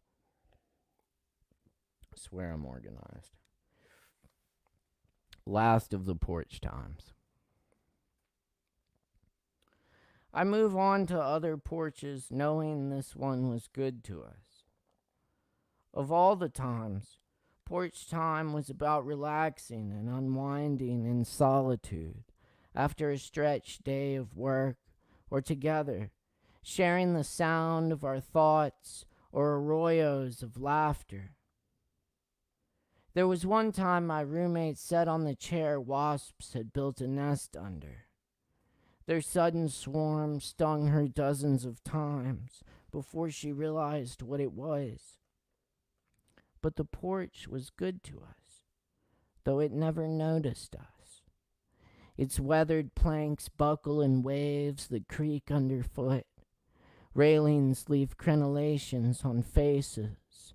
We swayed in the porch swing, drawing closer to each other on cold nights when the mountain wind crawled the icy street and the dark trees groaned heavy. That's where I saw the wildcat that came to inhabit my dreams. I think she was trying to tell me something, but my language fails to reach across. I'll have to discover new language. I'll have to listen to the animals who have been speaking since before words. I'll have to listen from inside. How to translate a tongue I didn't realize is there, without a stone to guide. We have been hearing the language all along. We can understand what is beyond meaning. I think I know what the cat was saying.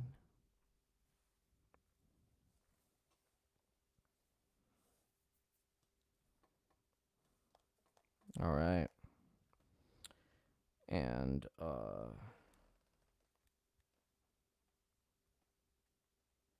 this one I think was originally written with or inspired by Josh Gaines. This is an old one from May of 2012. Garden of Agony. In the garden, walled in with delights of camellias and the rose trellis, borderline, red vein, backward, high roofs escalate into distance, stopping short of a reason why. Christopher cracks his back, turns head from side to side, brushes away a twinge of the deep alcoholic opiate madness that's always gnawing at him, just barely. Just enough to please him. Just enough to make him feel sick. Just enough. Sometimes it makes him enjoy reality, if you can call it reality. Breathes some fucking life in you. The doorbell rings in the quiet house. There's a fountain trickling from a stone koi darkened by time. Christopher doesn't stir, but instead listens intently to the sound of the water. He hears in it the whispers of many generations stretched across the perpetuating gurgle, pouring little flashes of star and meteor, the spirals in a sunflower echoed in turning. He wonders whether anyone else can hear water the same way he does. Water carries history with it, washes away, but always remembers. The doorbell rings again, and this time Christopher raises himself and wanders into the house where the darkness is eating itself in the hallways. The bats in the attic are sleeping.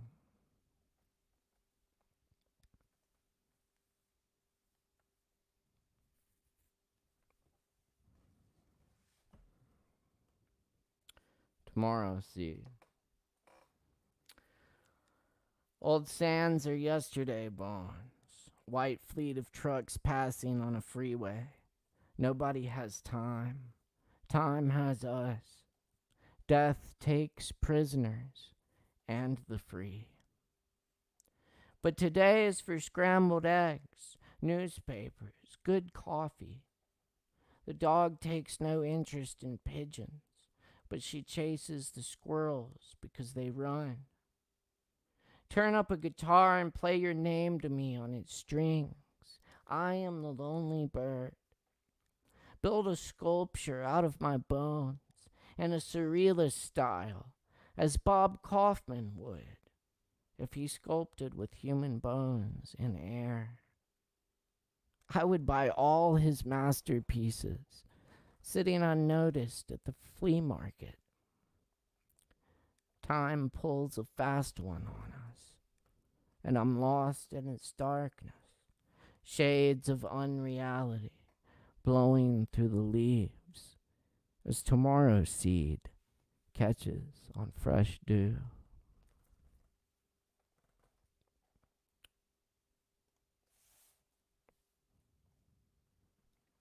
Thank you.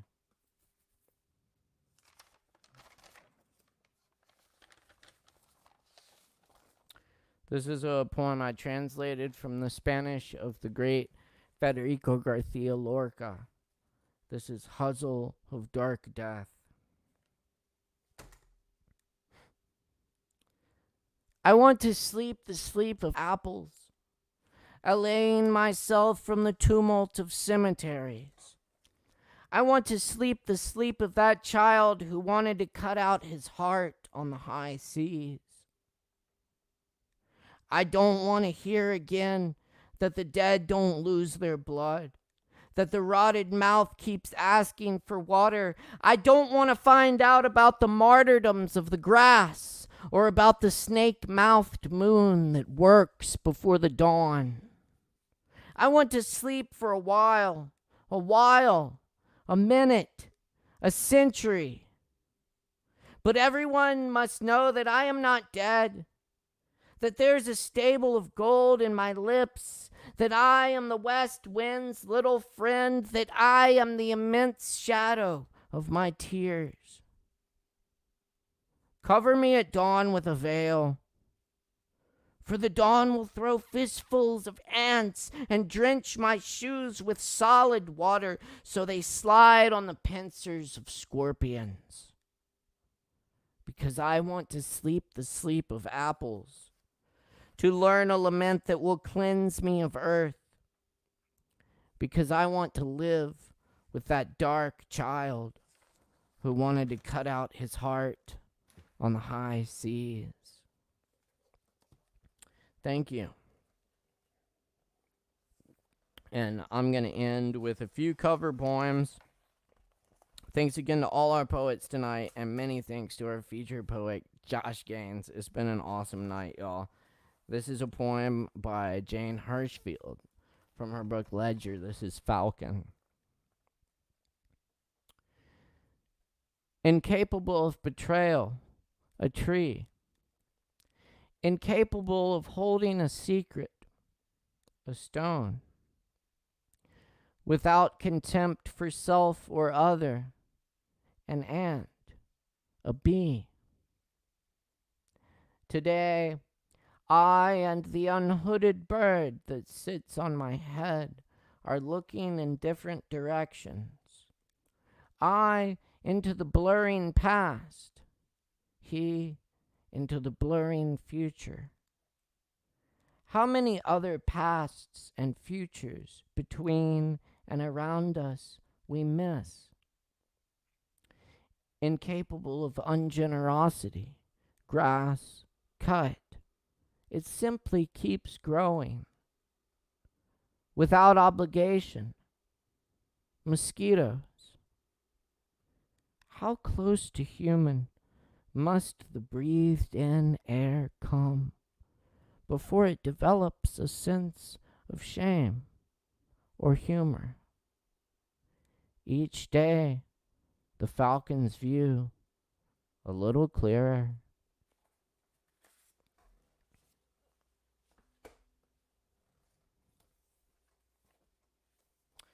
And I'll do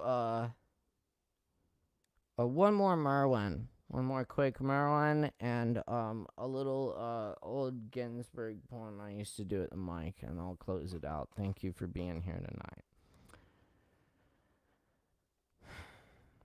The sound of it.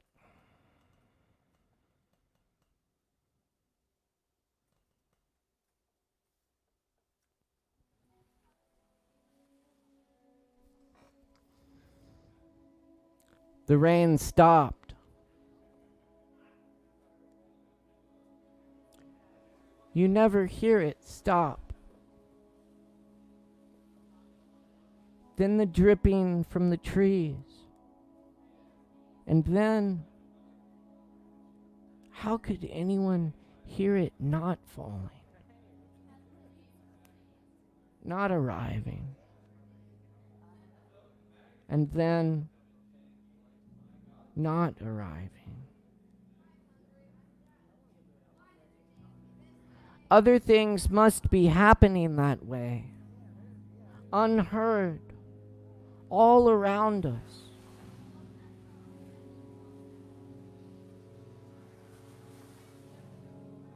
You never hear the dog stop barking. Whether you are listening or not, we hear things start up and go on, calling and shrieking and singing, saying hello, saying goodbye, but not stopping. Is that the way it is? Is there no sound of stopping? And no sound to the stopping of stopping. And then no sound without stopping.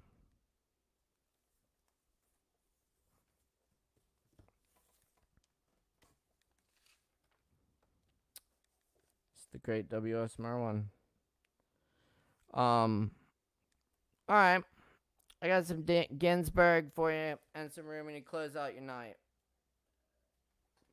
Many thanks to everyone. Reminder to get out and vote. And big shout out to our sponsor, Sovereign Kava, and our technical director tonight, Morgan Beissert, and of course our feature poet tonight, Josh Gaines, and everyone who performed. Many thanks, y'all. All right.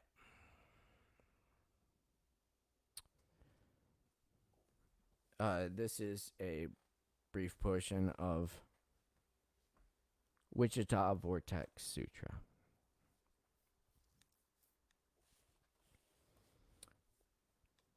And thanks for a great 10 years, y'all.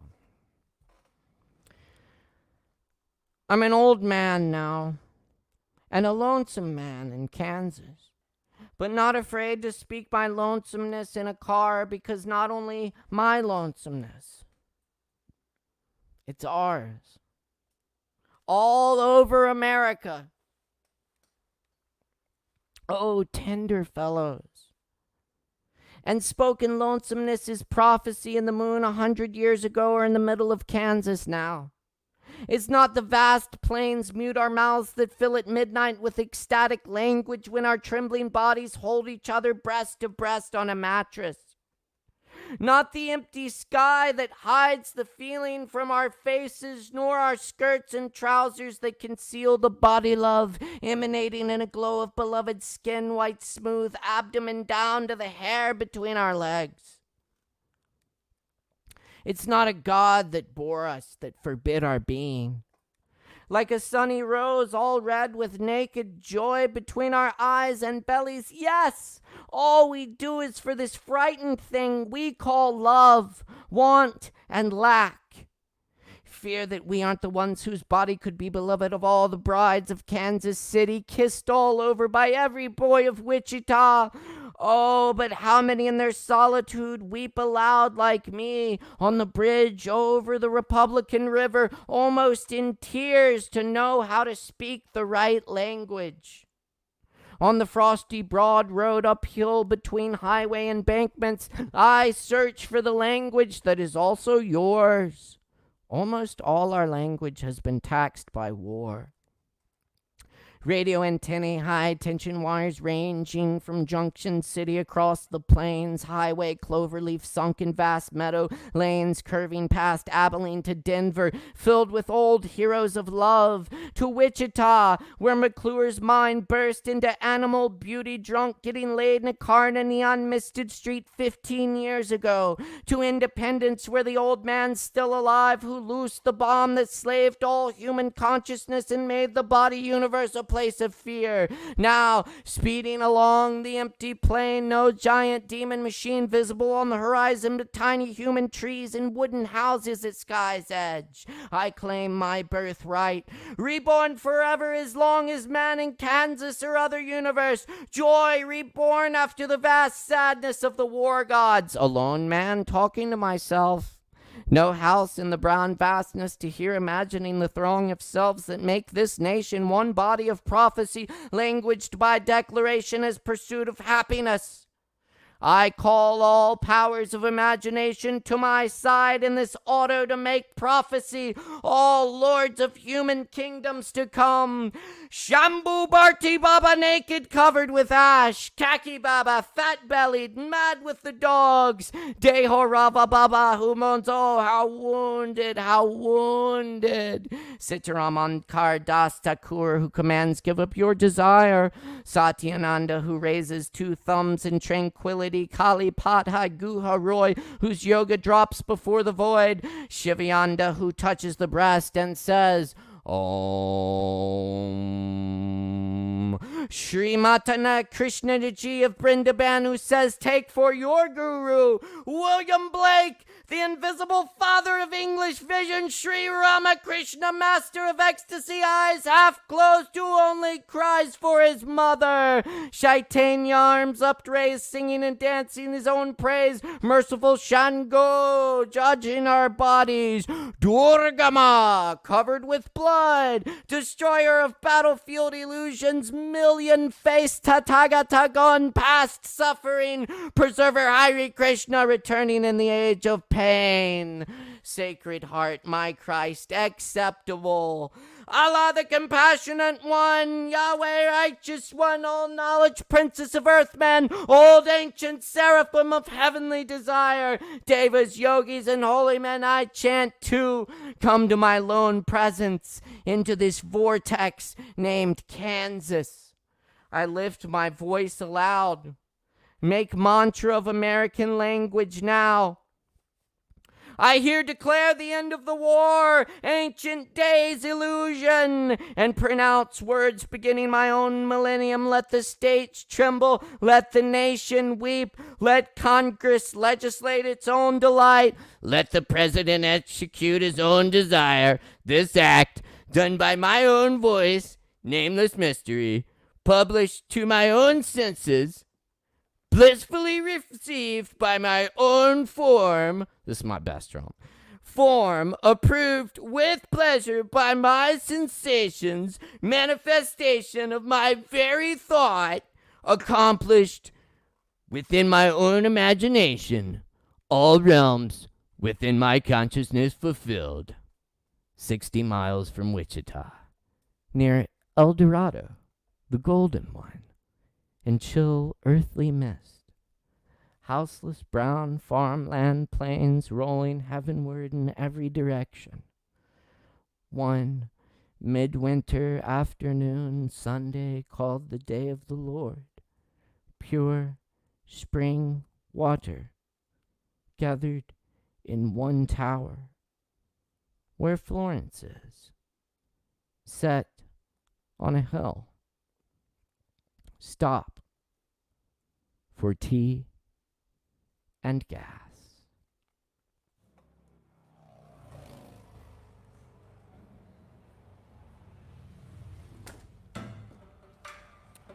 Thank you for being here tonight. It's been a great 10 years. We'll see you next week. Patsky Pathqua will be our feature poet. We're looking forward to it. Many thanks to Josh Gaines and all the performers tonight. My name's Caleb Beissert. Our technical director is Morgan Beissert. Our sponsor is Sovereign Kava.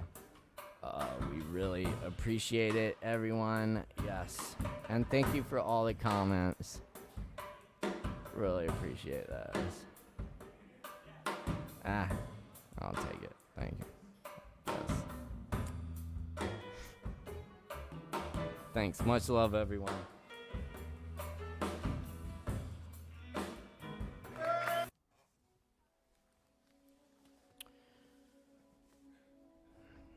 One night a man was crying in the street.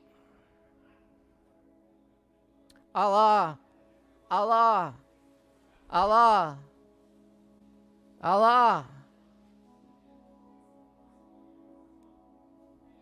His lips grew sweet with the praising, until a cynic said, I have heard you calling out. But have you ever gotten any response?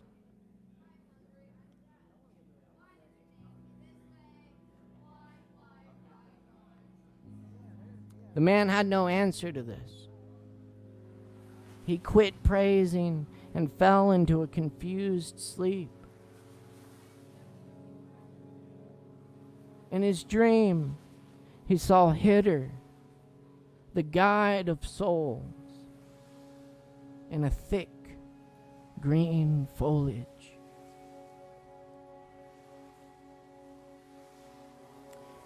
Why did you stop praising?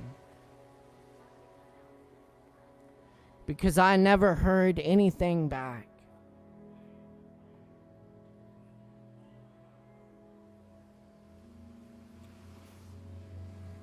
This longing you express is the return message. That grief that you cry out from draws you toward union. Your pure sadness that wants help is the secret cup.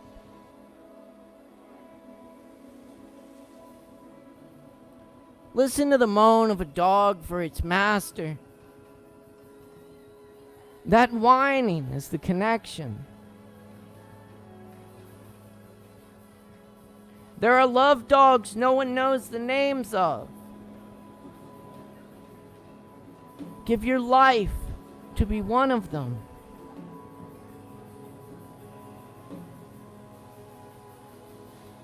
Listen to the moan of a dog for its master. That whining is the connection.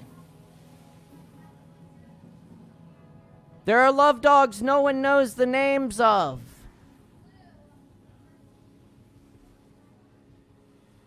There are love dogs no one knows the names of. What are your dogs' names? Post your dogs' names in the comments.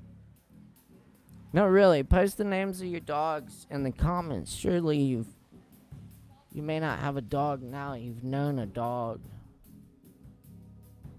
You've known a dog at some time. What are your dogs' names? Rhett. Lola. Casey.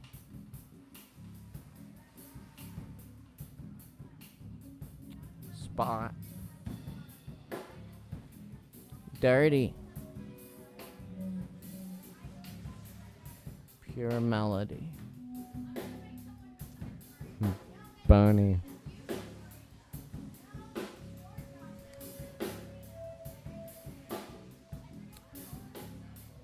There are love dogs no one knows the names of.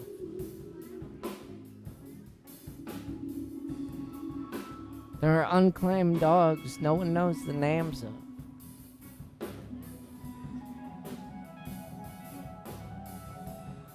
There are love dogs no one will ever know the names of.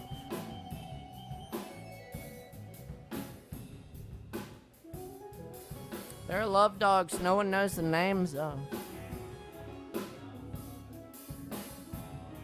Give your life to be one of them. One night a man was crying in the street. One night a woman was crying in the street.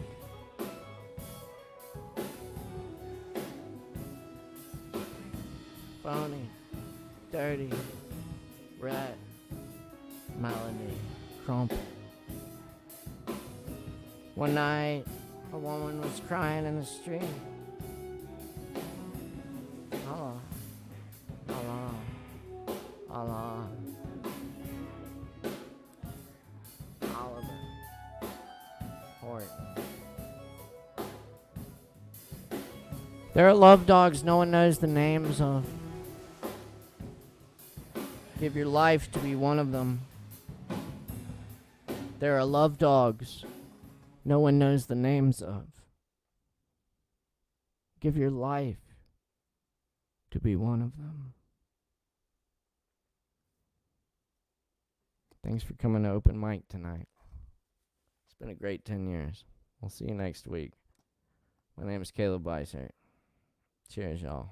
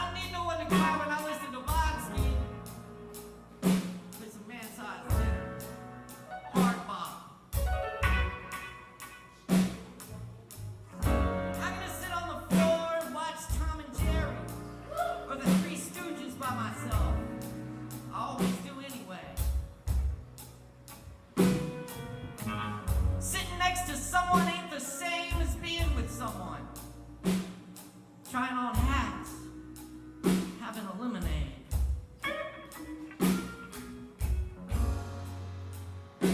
The expressly dull times, my darling, your friends liked me more than you, I suspect. Loyalty is sometimes taken for granted. I'm gonna sit on the floor and do some caresses to the rug, get my fingers vibrating. I hide a bottle of brandy in a jacket pocket.